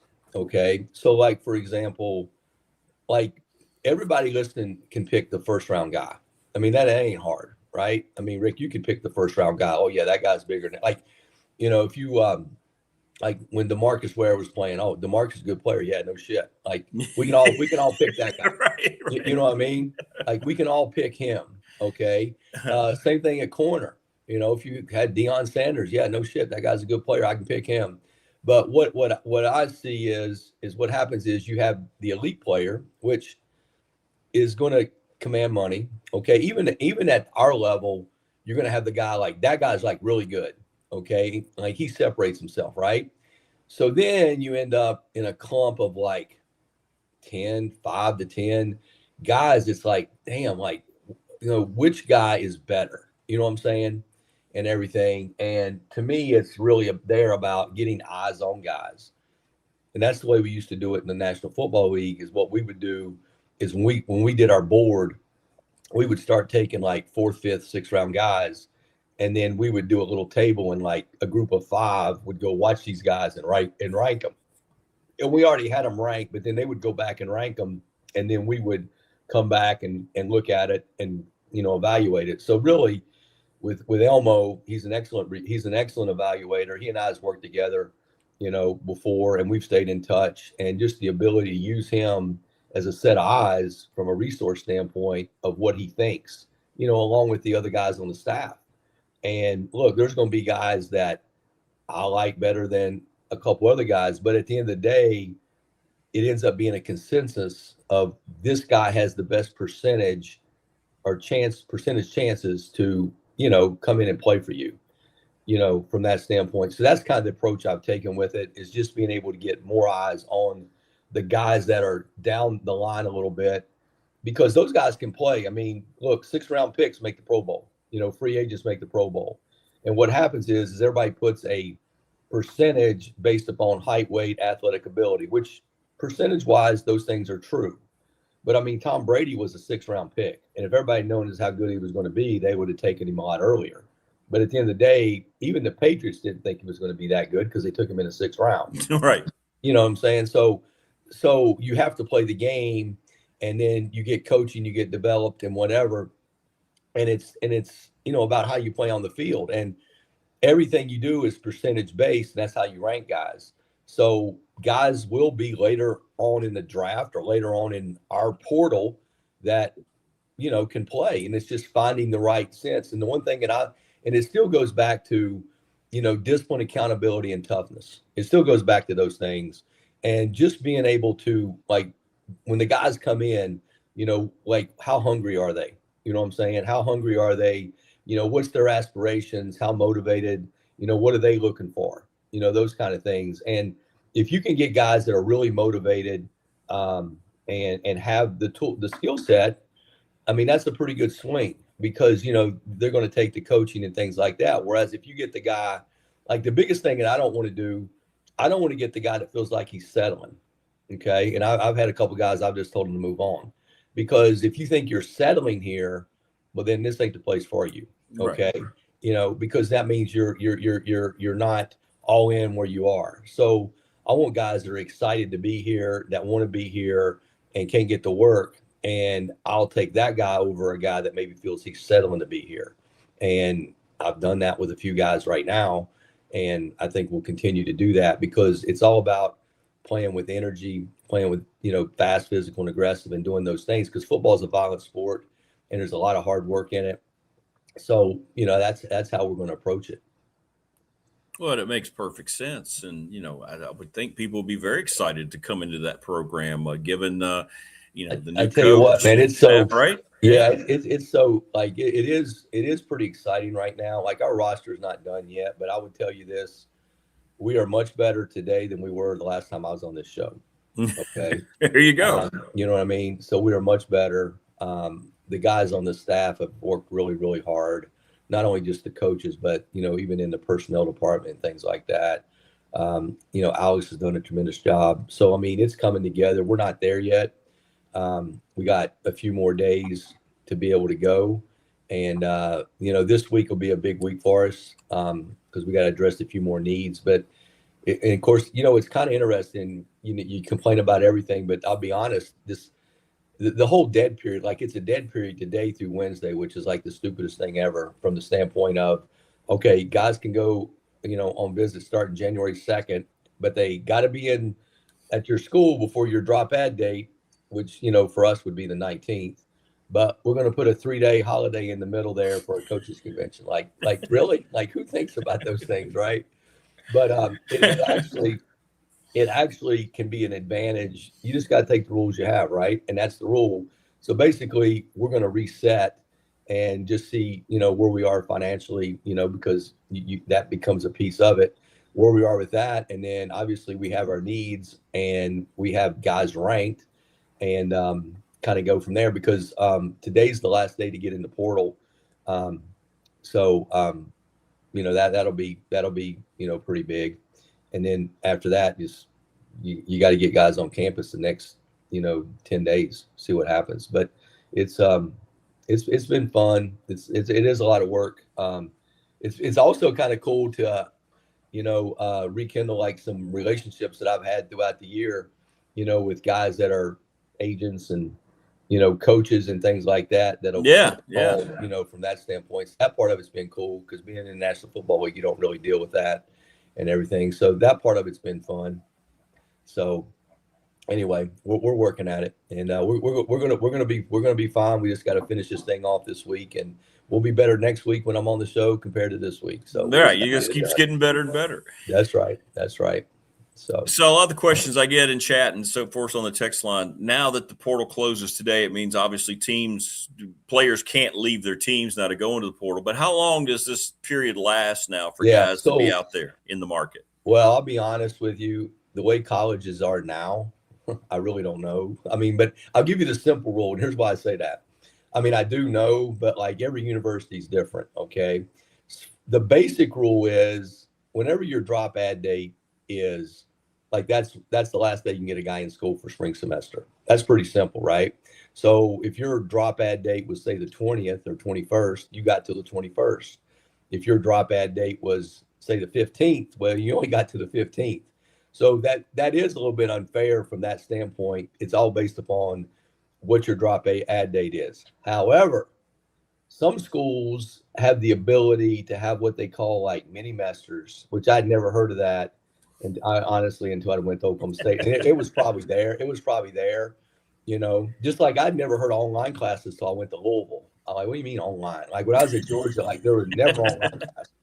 And like at Louisville, every kid, I mean, I would say that 80% of our kids had, at least one or two online, classes. And now that the COVID world hit, there's a lot of online classes now, right? And everything, which that's another story down the road anyway.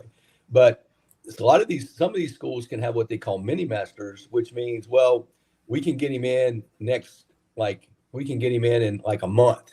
Like we can get him in like in February or March. We can get him in a mini master whenever that mini master starts, right? And he can enroll there. So it's really, the basic rule is when your drop ad date ends, technically the guy cannot get in school. But if a school has a program that can, have a mini master program, they can get the kid in a mini master, and then that solidifies the deal, which is another unfair tool from that kind of stuff. So, but that's just another example of, really think about it. I mean, they got the national championship. We got the national championship game getting ready to start, and the portal's open, closed, coaches on staffs had jobs and all that kind of stuff. I mean, it's really unfair. I mean, it's really simple. The best way to do it is when the national championship ends, you can hire coaches. That's it. And then basically do like the draft, have the portal in the spring, do away with spring football. Just let us have time like we do in the National Football League of OTAs. So let us have that time like we do in the spring, and then give us, 7 to 10 days more in August to have your team. And truthfully, I've always felt like you should have like back in the day, we had a jamboree. So like, for example, UAB could play Alabama, something close, because all you're doing is to evaluate players, and then you can get a game atmosphere. So you have like a scrimmage and something like that, but you can make it where you're playing someone that's just in a proximity of you. You know what I'm saying? From that standpoint, to give you an evaluation tool. So, I mean, the model has been set up by the National Football League of how to do it. So I don't know why they would just fight it and say, how do we get this? How do we get these rules within our system? Because right now we basically had offensive coordinator, defensive coordinators that have now become head coaches that have to worry about the portal, because if they don't get their players, they're going to get fired, and they're playing in a game last week. Right. It's just like the National Football League wouldn't do that. You know what I'm saying? So anyway, I mean, there's answers out there, but it just takes a leader to be able, you got to have a leader, you got to have leadership to do it. And there's people that know the issues. It's just listening to the people that understand that, from that standpoint. Because the other thing that's happened is the market's gotten bumped up a little bit, because like the Big 12 last year or this year has gotten NIL money. And like when I was at Oklahoma State, like I think that number is like 17.5 million. So if you figure, I mean, just it's the math. So think about it. If every Big 12 school had that kind of number, plus whatever little NIL, they didn't have big NILs there. Well, that just drives the price up for marquee players, and then that's going to affect, the Big Ten and the SEC more than most. So the numbers are up, but I don't think it really trickles down to the bottom tier players. It's really affected the quarterbacks mainly, and then your top tier, first round pick type guys. People in chat ask before we let you go, Coach. I know you got meetings this morning because all you Saban guys got to start early, and you're an hour behind. Man, we're an hour behind. I got about 35 minutes, and we're rolling, man. We're getting ready to get after the day and attack it and see what we got to do. How much sleep are you getting? They're asking. You getting a lot of sleep? Not really. I mean, I'll get about 4 to 5 hours. I mean, it's basically get up, get rolling, and you're done by about 12:30. Sometimes 1 o'clock one night, kind of depends.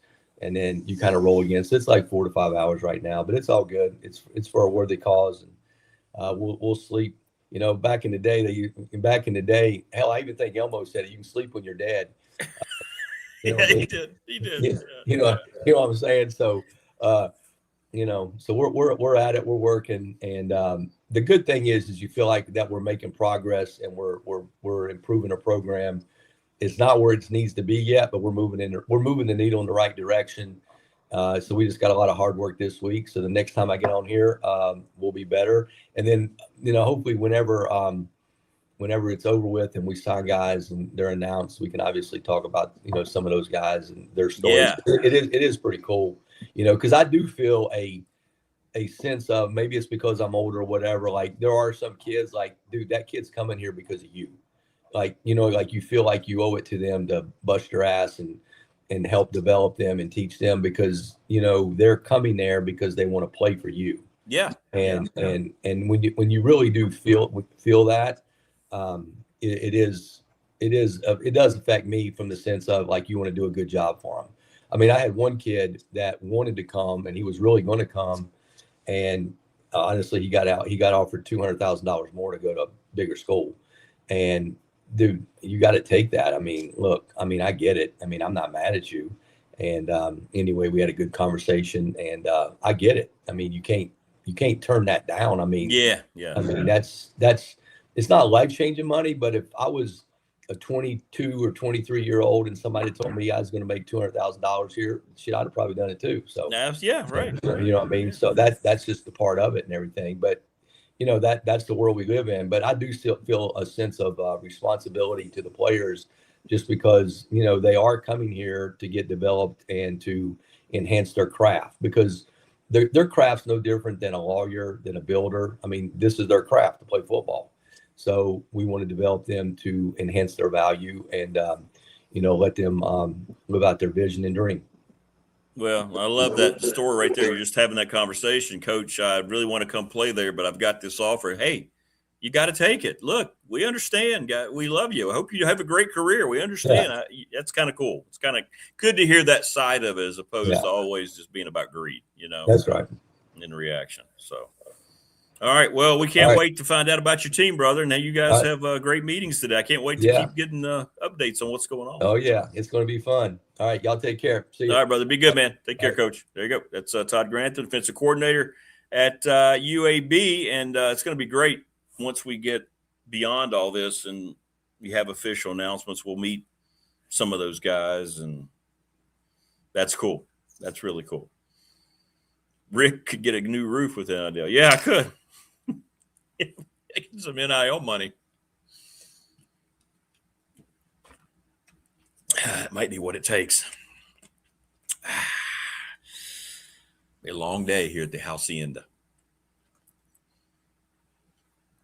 The work from home day because the roofer guys are coming. And you hope you don't get terrible news. Agreed, Prometheus. I think Coach Mortenson's a rising young star in coaching. I do. He's going to see how long he's at UAB. You bring in a guy like Todd who gets every aspect of this, who wants to be there for the same reason he was talking about kids who wanted to be there. He will never talk about it. But Todd had 3 offers from the NFL. He had multiple offers from Power 4 leagues. But he knows this is probably going to be his last stop, and he wanted to go somewhere where, first of all, he had a lot of respect for the young coach, which he does. It's his defense. It's his program on that side of the ball, and he wants to help elevate a program with this type of build. It's his choice. You could have gone somewhere and offered 7 figures and built a team out of high 6-figure guys, and they come in there and sure, he could have done that, and he himself would have gotten more money. That's the other aspect of this. He took less money to go to UAB as their defensive coordinator to be part of this whole thing because that's where he wanted to be, as opposed to going to the place he's been his whole career. He's been at power schools his entire career. This is the one thing he hasn't done. So what do you do? The next best thing, right? He goes to the G5, which is the next best step before you get into the powers. That league is absolute. I mean, it is just a minefield to get through. So I really respect that aspect of it as well from his perspective.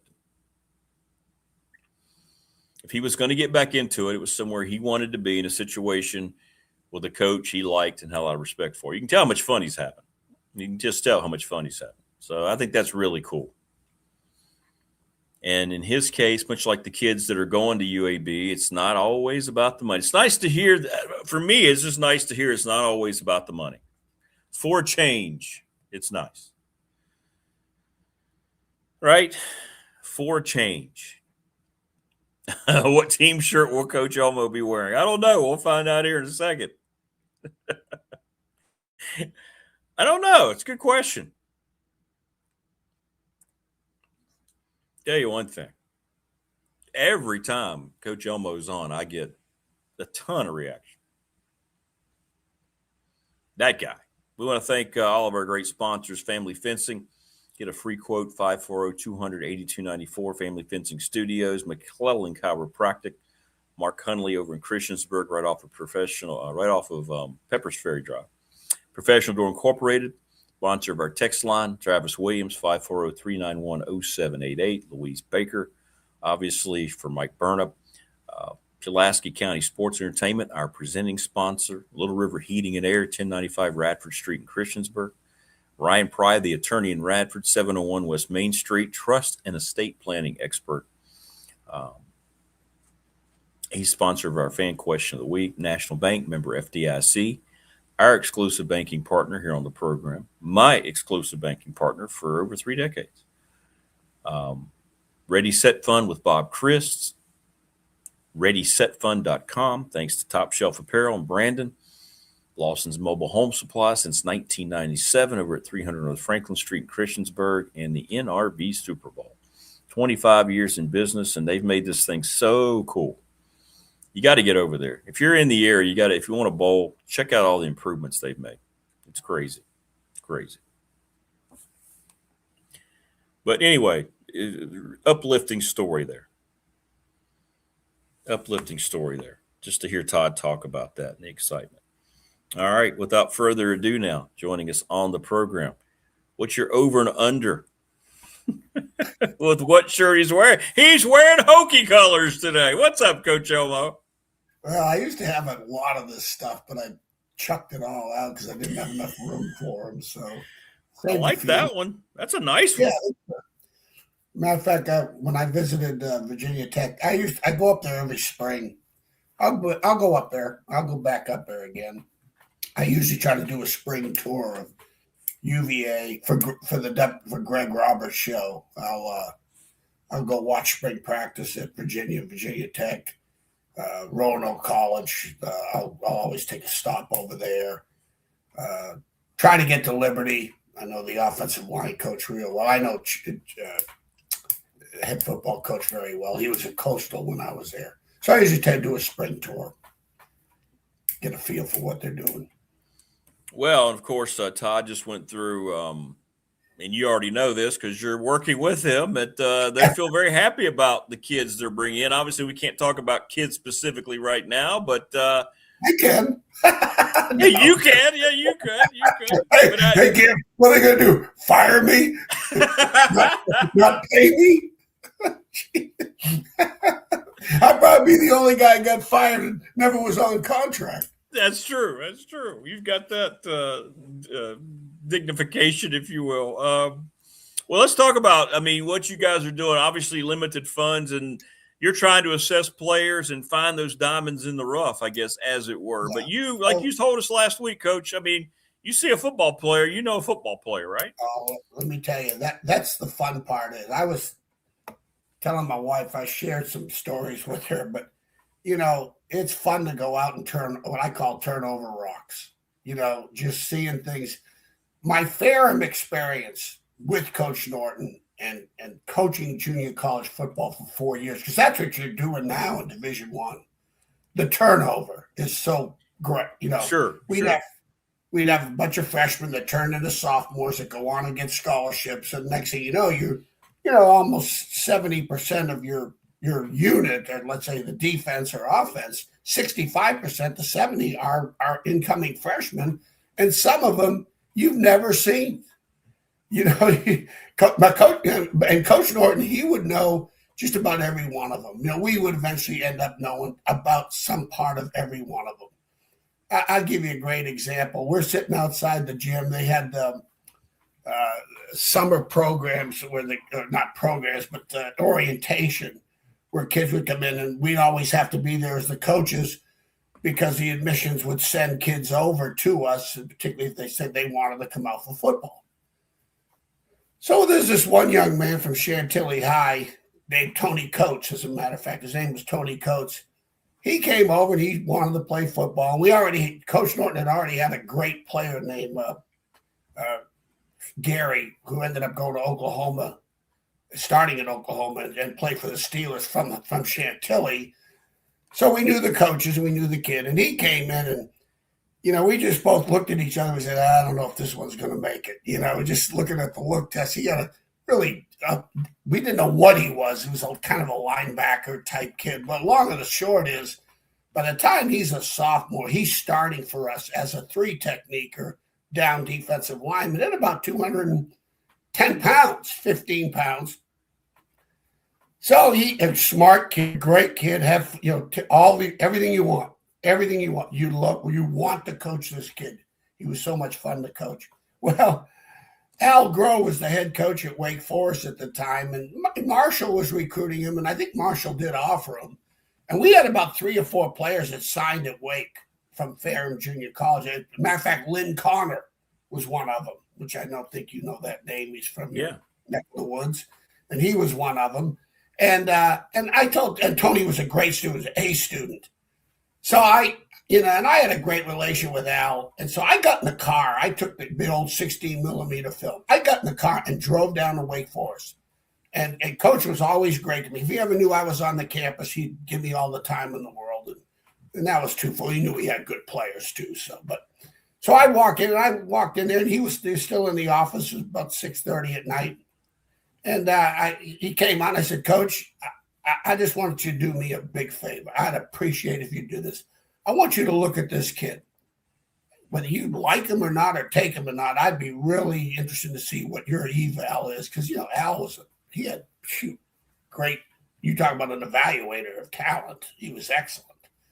And so he came out of the meeting. He came right out after about 20 minutes. He goes, we're going to offer him.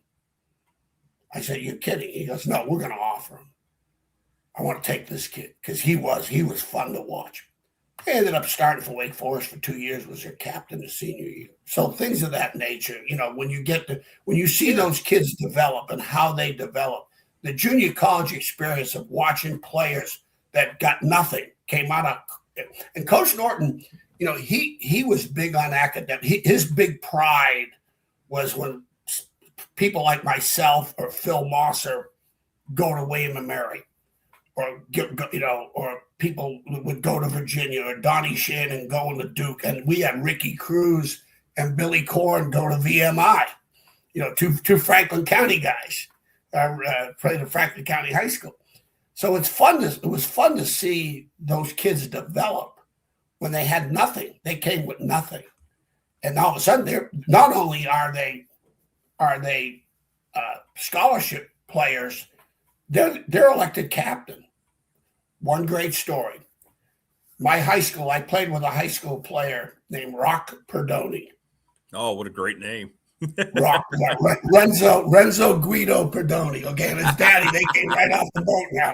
We had a bunch of Italians in my hometown. I love that. The American Italo Club was overflowing, trust me. So this was one of Coach Norton's absolute favorites. He came down to Ferrum, and how we all got there, I told you that the custodian is how we all got there. The janitor from my high school is how we all got down to Ferrum. Another story. But he goes to Ferrum, goes down there at 67, starts as a freshman. Well, his sophomore year, he's junior college All-American. He's 5'11", 215 pounds. Now, at Ferrum, you're not going to gain a lot of weight because you're practicing your tail off. You have one meal at the cafeteria. You couldn't go back for seconds. And we work like dogs. I mean, it was like, so he ends up, he was going to go to Marshall with all his buddies. Then eventually would have the plane crash. All those fairs that were on the plane. And Tommy Brown, a kid from Hermitage, talked him in and said, "No, Rock, go to Georgia Tech. When you're on that, you're playing Notre Dame and Southern Cal, and then you can be, you represent us on that level." And so he went to Georgia Tech, played for old Bud Carson was the head coach. Here's the beautiful thing about it. And this usually how Ferrum players impacted other programs, even when I was coaching there, let alone playing there. Rock went down there. It was a quarter system. He goes through spring practice. He gets in March, goes through spring practice in 20 days. After 20 days, they elected him captain. He kicked everybody's ass. 3 weeks, he's captain. 3 weeks. 3 weeks. Captain is a junior. Wow. He's a consensus All-American, was second behind Jim Stillwagon, the Lombardi Award. He had a great career. He's a legend at Georgia Tech. He's literally a legend at Georgia Tech. People still, they always talk about him. But it was, I think, my Ferrum experience was allowed me to just seek the development. So what Todd is doing with me is he's given me the mid-round draft choices, and this is where my strength is because. I think not necessarily because they're young coaches. It's just a matter of the experience that you have. We grew up without tape. We grew up without film. We had to know what we were looking for on that field. Sure. That translated to the game and the production. So I was very fortunate that I was able to have this experience with 4 years of coaching junior college and playing it myself. Seeing a Jim Grobe, a 5'10" and a half linebacker, go to Virginia, and he's elected captain, starting at UVA. So that's what I'm doing for him, and it's been fun. You're looking for the upsides. You're looking, okay, people could, I always tell coaches, don't tell me what he can't do. Tell me what he can do. What is his strength? Can we work? And we'll find the liabilities are there because, especially like Todd, in UAB, everyone's going to have something's going to be wrong with every one of them. Sure. When you're at Marshall or UAB, that's a fact. Okay, now what are you willing to work with? And what is the strength that can that he works so hard that minimize the liabilities? And I've been able to see some of those kids. It's been fun to watch. I love watching them. And the biggest thing you want to find out is their efforts and how the energy and how they play that game. And you can see that on film. It's a no-brainer in terms of the energy they play with. And then, like I said, the biggest mistake coaches make in evaluation is they look for positions. They look for the position first. They're looking at a kid at the position he's playing. and their eyes don't go beyond that. Can't play. Can't be a corner. Can't be a this. Can't be. I'm just looking for the best athletes. Right. I'm looking for athletic kids that love play. Show me on film how much you love playing this game. Basically, if you play the game for any other reason that you love to play, don't play the game, because it's not a lot of fun. Practice is not fun. Trust me. Okay. And especially if you play for a winning team, practice is not fun. All right. But the preparation is fun, and winning is a lot more fun. And so that's what I'm doing for Todd. And it's been very stimulating for me.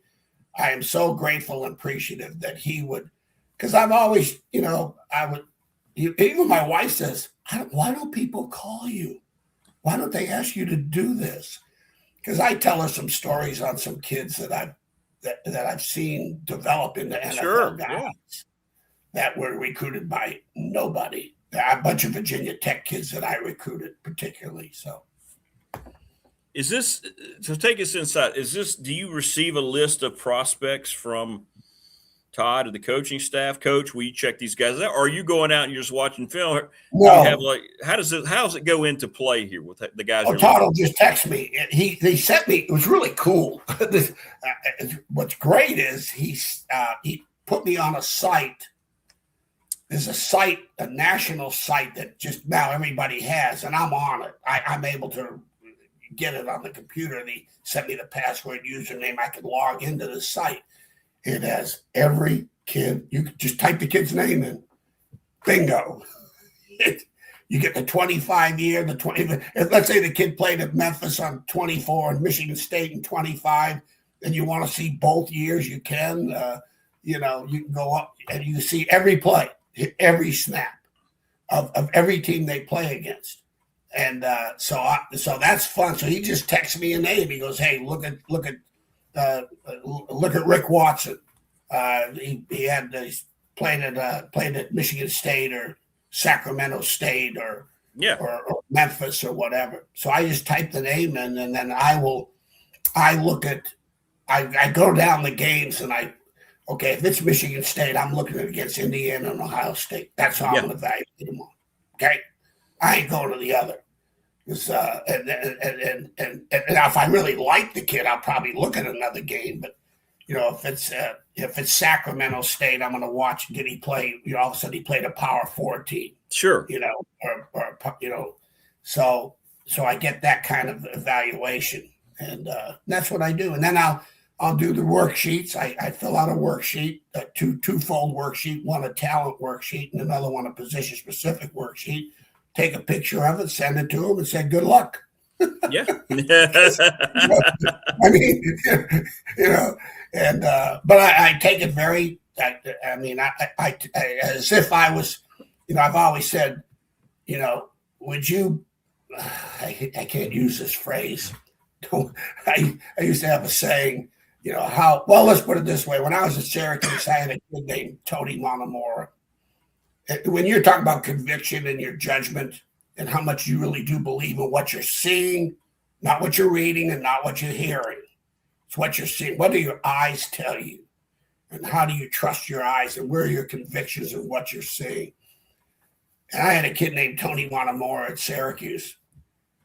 And there was there's another kid named Carlos Jackson from DeMatha High School who was an All-American, parade All-American. Paul Pasqualoni recruited him himself, and he was an assistant. So I get there, get on the job, go through the spring. Spring is over with.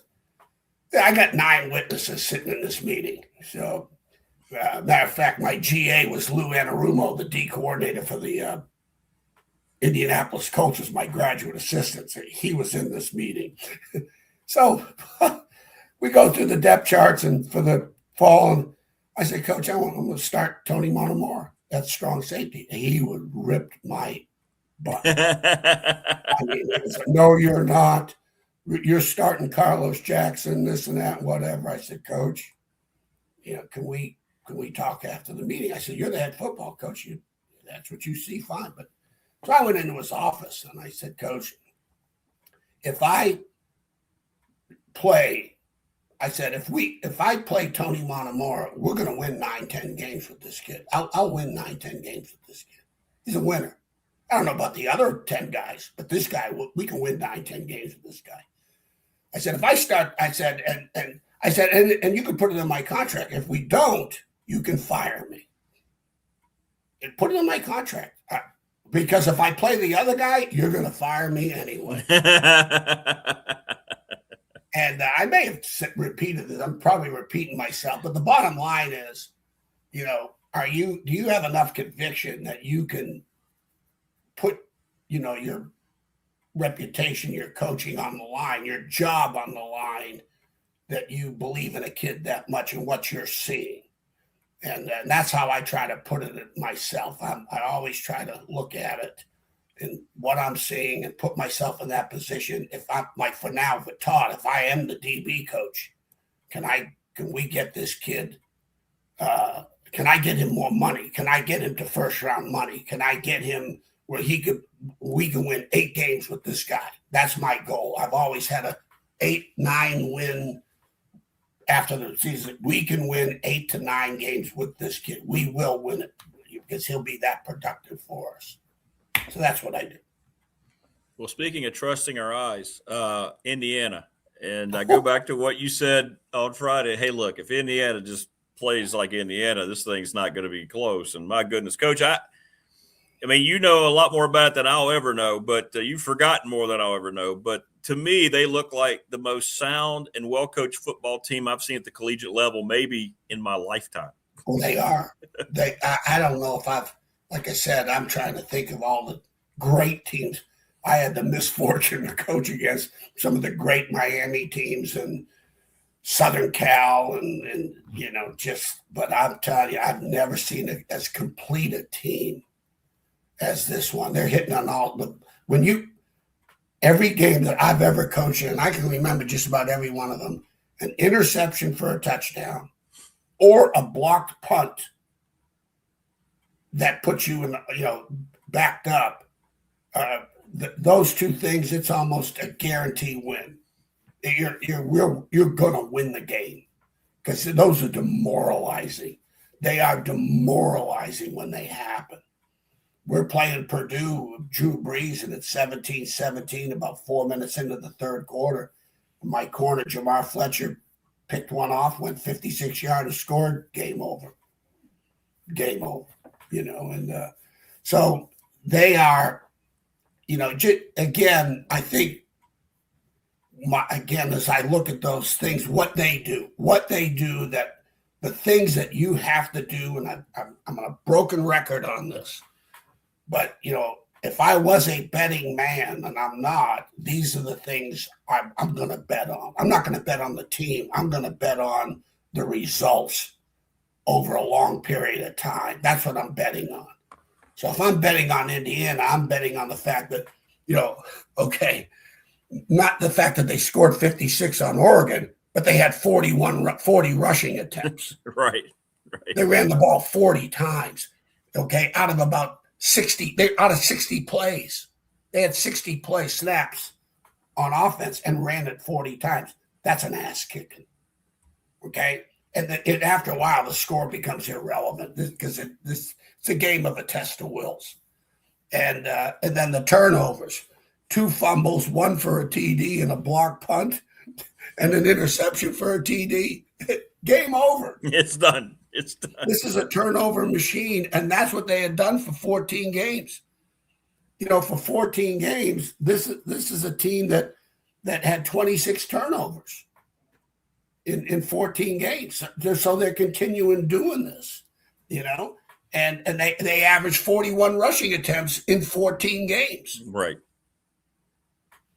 So, the third downs they're ridiculous. At one point in time, you look at they're 56% on offense on third downs. Well, they were 78% offensive efficiency on third downs.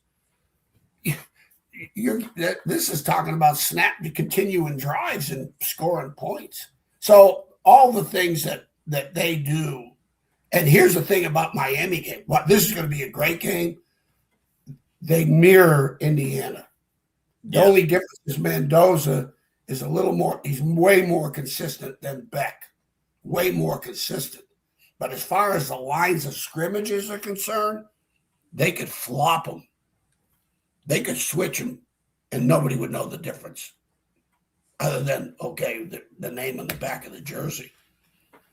Because, for example, defensively, Indiana, like I said, giving up 10 points a game for 14 games. Well, Miami's giving up 13. It's a wash. Who are you going to bet on? I don't know. Yeah. All right. They're 41 rushing attempts. Miami's got 35 rushing attempts per game. They had, and the disruptive plays, this is crazy. Again, Indiana's 1 out of every 5 plays for 14 games. They play behind the line of scrimmage. Well, they did the same thing against Oregon. They had 1 out of 5 were negative plays. Well, Miami's the same thing. They're 1 out of 6 negative plays. Their D-line, they're playing behind the line of scrimmage on their opponents. They didn't do that against Ole Miss. That was the thing. That game was so close because Ole Miss started negating their strengths. Okay? And so it was kind of interesting. But right now, statistically, on things that affect the outcome of a game, these two teams are I would never bet this game. I wouldn't put whoever you pick, you're going to lose. You got right. You're going with who you hope to win, not who you know will win. Now, up until this game, I felt Indiana and Miami in the last 2 games that they played that because of what the statistics told me that they were going to win. If I was betting, I'm betting this game. I wouldn't touch this game. Other than Mendoza. Mendoza would only be the reason why I'm sitting there. I'm taking Indiana. He's the X factor. Yeah. That's the X factor. And that doesn't mean he can't have a bad game because of the effect of Miami. I remember when Alabama played Miami when they had Gino Torretta.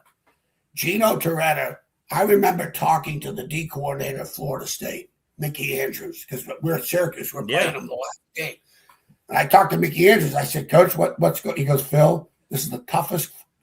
Torretta was the toughest quarterback he'd ever coached against. Toughest. But I've always believed they all have a break point. They're going to flinch. You watch that Alabama championship game when they played, they made him flinch. He wanted no more part of it. So could Miami do that? Maybe not. Who knows? That's why they play the game. This will be, as we talked before, Rick, this is the best matchup in years because of both lines of scrimmages. There's no weakness. Well, let's give it the Coach Elmo test. Best on best. If they both play their best, who wins? Lead pipe theory, baby. They go whack each other 10 times over the head. That's how you got to look at it. Miami's got a pipe in their hand. It's like they could send out Mendoza and Beck and give them both lead pipes and start whacking and see who's left. That's what it's going to come down to. Who's flinching? Coach Alvarez, Coach Holtz had a big thing, and Barry took it to a whole nother level. His whole mantra was don't flinch. Don't flinch. And Oregon flinched. As soon as that pick 6 went in, of course, they took the ball down, but then all of a sudden you got the block punt. You got so much going on. They flinched. Yeah, I love that too. They showed, Indiana, the pick 6 on the first play. Oregon scores. They show the sideline. They show Cignetti talking with the defense, and then they look up. It's 35-7 Indiana. No question. So, but I'm really excited about this game. I think it'll be a great game. Yeah, I hope so. I hope it's really good. I hope we've suffered through a lot as college football fans, all the crap going on. So it'd be nice to have a really good championship game, wouldn't it? Well, you always say thank God for the games because it is the negativity of what college football, what comes out of the college football programs between coaches, the portal, the NIL. And that seems like it's all year round until till Saturday. Come Saturday or the day of college football is being played, at least you should get to see the game and you get to see the kids play. And especially, when you're looking at these two all 4 head coaches were Saban disciples. Now you got 2 head coaches that are Saban disciples, and their teams that they look like Alabama may not be playing in this game, but both teams, Indiana's as close to Alabama as you're going to get. Yeah, they are. They are. And now can they go win 6 national championships, or can Miami go back to doing that? Who knows? But right now, as far as the offense and defensive lines, you're looking at Alabama. You're looking at what Coach Saban. If Coach Saban was coaching in Miami, this is what they would look like. Yep. If he was coaching in Indiana, on the lines of scrimmages through recruiting and evaluation, this is exactly what they would look like. And I was going to say, even Coach Saban, those great Alabama teams didn't have a quarterback like Mendoza. He had good ones. He didn't have to. He didn't have that guy. He didn't have to. He won a national championship at LSU with a kid named Mock. I can't remember his first name. Yeah. He was a baseball player at Michigan State. Yeah. I was there. He transferred down. And so he won with him. He didn't win with the Rohan Davey or the Jamarcus Russell, or he won it with him. That's right. That's right. And one thing about the great quarterbacks, it's interesting, Rick, when you were talking about it earlier, I started thinking to myself, of the 9+ win teams I've been on, that was the common factor, common denominator. The quarterback. Yep. Yeah, I had Virginia Tech in '93. We had Maurice DeShazo. Oh. Okay, an outstanding college quarterback. He really was. He really was. Great job with him. At UVA we had Sean Moore, outstanding college quarterback. Great quarterback. Yeah. Syracuse, we had a kid named Marvin Graves who had a great career at Syracuse. At Washington, we had Heward kid, Damon Heward. Right. We won a Pac-10 champion. And then at Wisconsin, we had a kid named Brooks Bollinger who he had some lunch money in the NFL. But that was the common denominator. And every one of those kids, what the great quarterback, or the quarterback that can win for you, he brings you hope. That from Monday through Friday, you have the hope, because you're going to be in this game. Right, because of that guy. And your offensive line is going to practice a little harder. Your receivers are going to practice harder. They're going to make catches. You look at the catches that some of these teams make, like even in the NFL, where now you're down to the best quarterbacks when it's all said and done. You look at some of these catches, man, they're made because they know, hey, this quarterback, he's going to win for us. I got to do my job. I agree. That's what they do. Well, Coach, as always, man, great stuff. Appreciate you jumping on. We'll get you on again this week before we head into championship weekend. Oh, sorry for the rambling in the first part of the show. People know it's great to learn all this. No, it's cool, man. Cool. I get to tell my stories because nobody thinks you're rambling. Everybody loves it, man. It's great. My old golden retriever passed away, so I got nobody to talk to. Exactly. It's us. We're your golden retriever. She's a basketball girl, but she's starting to like football. She's starting to enjoy football a little bit. So okay, well, good. I'm glad. Did you get that video I sent you about Lou Anarumo? I did. That? Yeah, that was great. Yes, I did. Yeah, he's up for some head coaching jobs. I hope he was my GA at Syracuse. I knew he was going to be a good one because he told me he's the very first spring we're at practice and. So we're an individual pair, and I said, hey, take the safeties. Take them. Because what do I do with them? I go, coach them. Yeah. So I look over, and he's coaching the crap out of them. I said, now I know I got a good one. Just coach them. You'll be fine. Just coach them. Bring them back coached. That's right. All right, buddy. Have a good one. Brother. Thanks, Coach. Appreciate you, man. Have a great week. We'll talk here soon. Thank you, Rick. Bye. Be good. There you go. Coach Elma, in between evaluations, he jumps on our show. How great is that? Rodriguez Hash. Yeah, well, Coach Elma, if we put that out there, he'll do that. Absolutely. Once all the classes are announced, text class, I guarantee you he'd be glad to break down text class. Yeah, I'll ask him about that. Yep. All right, everybody, thanks a lot. Appreciate it. It did help to do the show today. I now have to turn my attention to my hacienda here. These folks will be arriving soon with the roof damage. Thanks to, man, what a great show. Doesn't have anything to do with me, but thanks to David Smith, Todd Grantham, and Coach Elma. We'll be back tomorrow on the Tuesday edition. Enjoy the football tonight with the Texans and the Steelers. Welcome to all the new people in chat. Please subscribe, like, and share to get to 1,000. Everybody take care, stay safe, and we will see you on Tuesday.